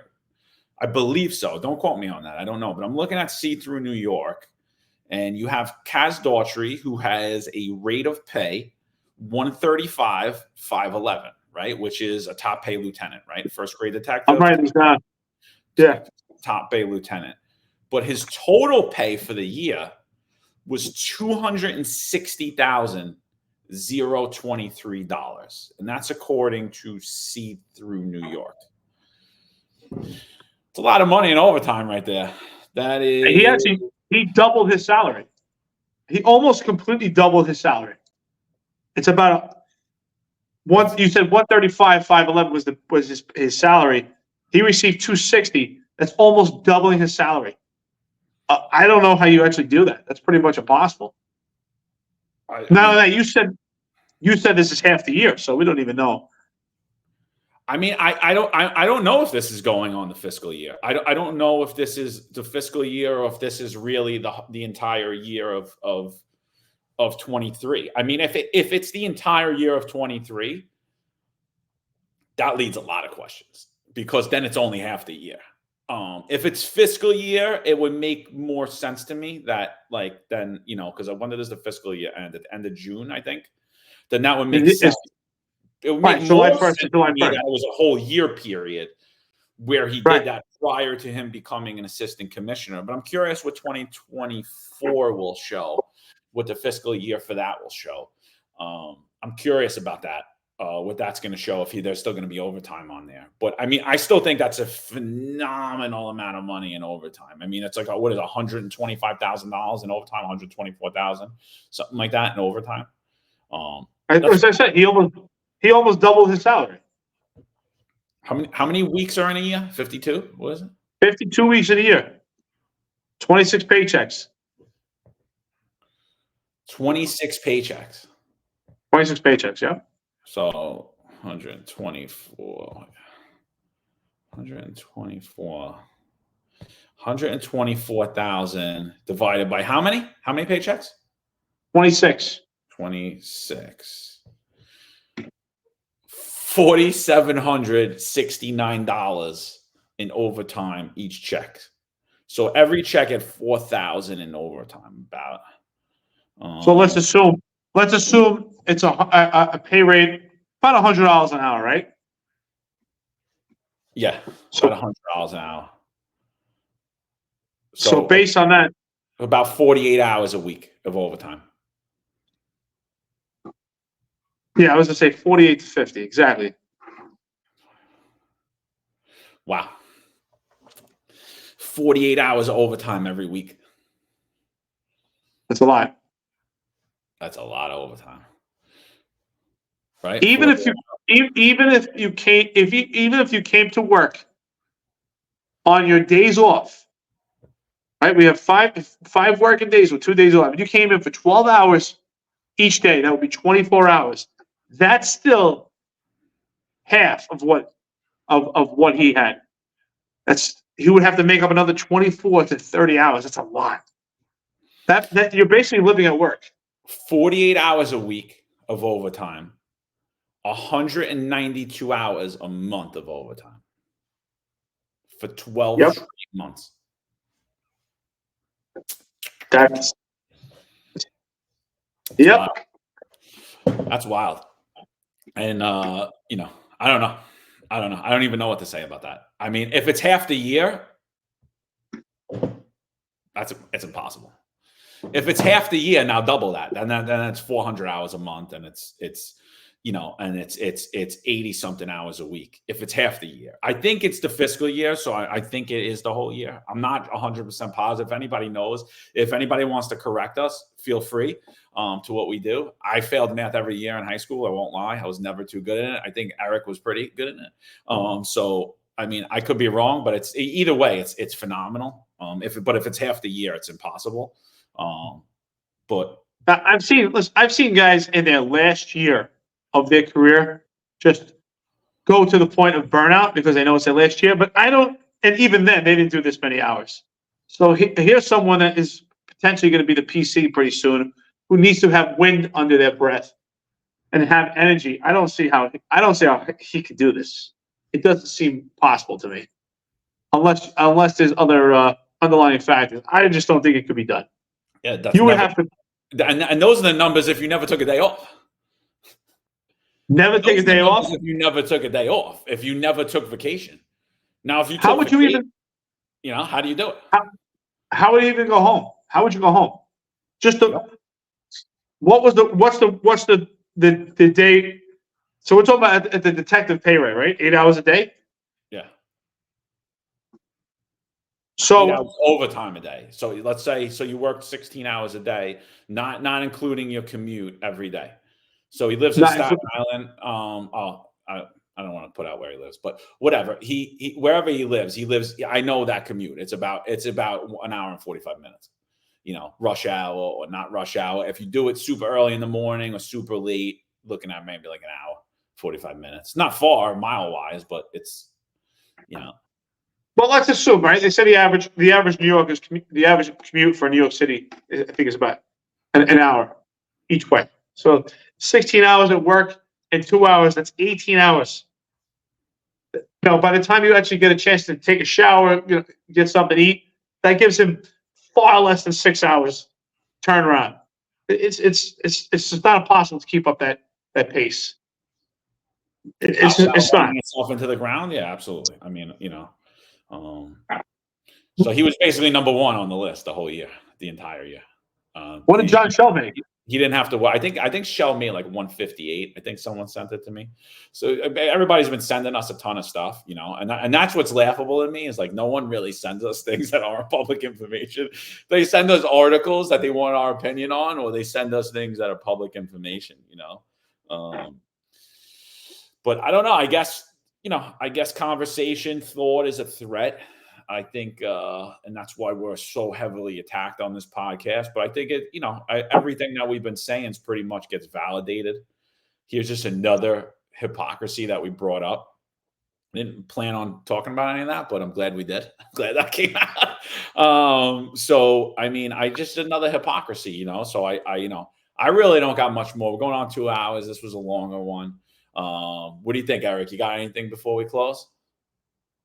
No, I'm glad we brought that up, though, because it just leaves a lot of questions. We're sitting here just doing basic math. We haven't had an opportunity to really write this down. But just of my knowledge, because I did a lot of overtime, and I had a lot of energy, I don't see how you could do this. Unless you're cutting corners other ways. But to actually be at work, to be attentive for all these hours, I think it's virtually impossible to keep up with it. Unless you're a member of the dream team, bro. You weren't part of it, so you don't know. But not only that, how would you pull off all this overtime and attend all those parties? How would you have time to go to all these galas and these parties and get all these awards when you're busy at work? You did them on overtime. I see. I understand. You have to do them. That's- You're getting paid. While everyone else is taking off and doing it on their own time, you're getting paid to do that. You're getting paid to shower. You're getting paid to use the bathroom. You're getting paid to sleep. That's how you do it. Must be nice to be part of the dream team. Must be nice. Unfortunately, you and I, when we were on the job, we had nothing to contribute, nothing to offer. So Yeah, nothing. Absolutely nothing. No, and nobody else does either. Like, they're the best, no one else. Now, the guys and girls that are out there at details 2-3 days in a row, who actually work back-to-back 16-hour days on no sleep, who look like zombies, they have nothing to offer either, because they're in the same boat as us, right? They're not part of the elite dream team. They're not part of the New York City party department. They're just, it's an easy job. It's an easy job, Like, what did Chris Ball say? Being a New York City police officer is an easy job, but you might get shot, but it's the easiest gig. It's an easy gig. yeah, like that guy could handle one day in New York City streets. Good luck. Where did he get that from, dude? Like, he works in the mayor's office. He's on the mayor's top team. He got that from Eric Adams. And I guarantee I agree. if you got talk that to from a lot of somewhere. these people, they'll tell you the same thing. It's an easy job. But you never did what these guys did. You never really did a detail. You might have been at the detail, but you never really worked that detail. You might have been there, but you went to eat, you went here, you went sat in the THV, you went there, you did that. You never did what they did. And don't tell me you did, because you did. I did it. You did it. Oh, yeah. I'm glad that you said it. It's so true. It is, for many, it could be an easy job. You could wear the uniform of a police officer. I knew quite a few people who were taken care of in the police department who've never even seen the street, and they go from precinct to precinct. They're followed around by different commanding officers and different chiefs, and they're high-paid secretaries in the police department. So for them, it's an easy job. But listen, even though we get attacked by them, but these guys that are out there in the tan pants, it's not an easy job for them. They're out there. They're doing real police work. Their hearts are in the right place. It's unfortunate, but their eyes aren't. Their eyes and their minds are not in the right place. They're not seeing and they're not thinking the way they should. Their hearts are in the right place. They want to do the job. They're out there. They're chasing cars down. Are their hearts in the right place by doing it? Absolutely. They want to get the bad guys. But are they seeing the big picture and are they thinking the right way? No. So, with that being said, I think, like you said, it's 2 hours into it. I think I want to thank the viewers for watching this. I do want to leave this one thing.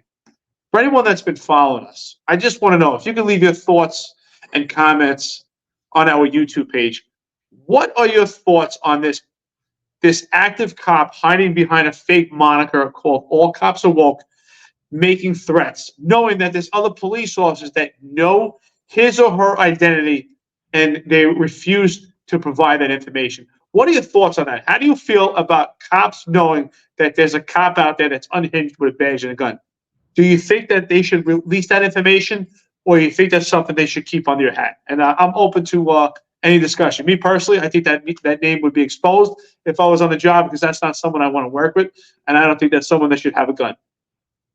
I'm with you 100%, man. I got news for you. Even if it was a criminal or anti-police agency or these socialists, and I found out that a cop was sending threats about their children the same way that they did to us, I have no problem knocking on that guy's door and locking him up and taking his badge and his gun, because that is not something that a New York City police officer should do. And I'll tell you, after we filed the complaint, I got a ton of calls. It's not a cop. And I know you did too, Eric. It's not a cop. It's not a cop. I'm telling you, it's not a cop. And really makes me question those people. Like, do you know, you know who it is, don't you? Why would nobody ever not thought All Cops Was Awoke was an NYPD cop until he threatened our kids. And then once he did that, then he wasn't a cop. So I think a lot of people know it, and I think he is tied to the upper echelon. I do.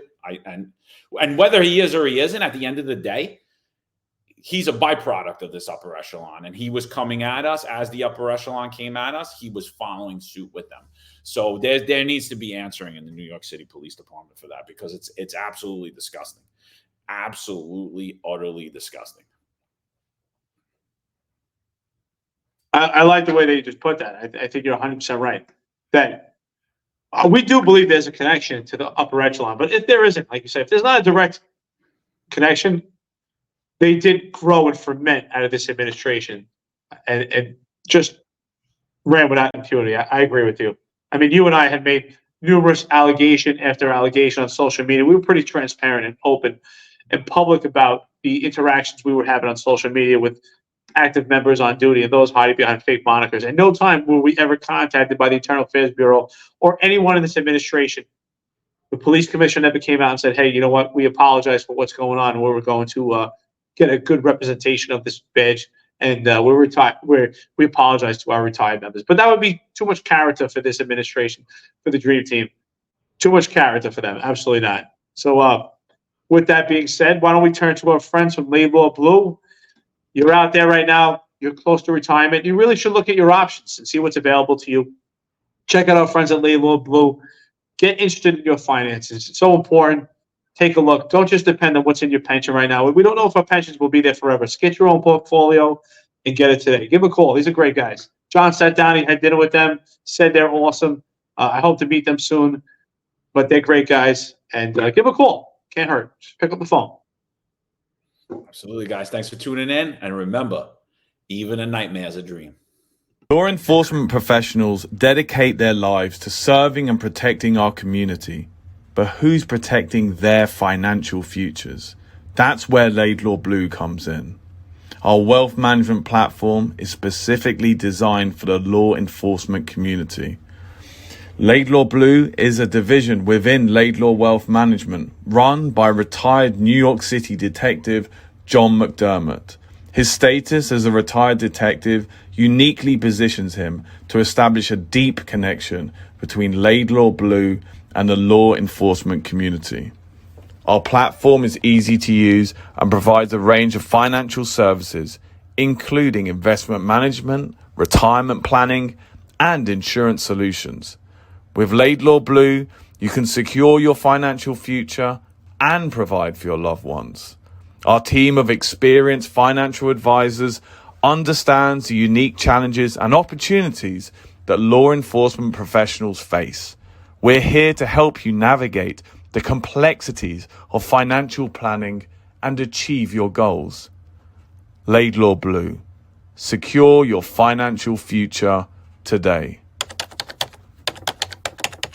Book a meeting using the QR code displayed or call us directly on 888 901 Blue. That's 888 901 Blue.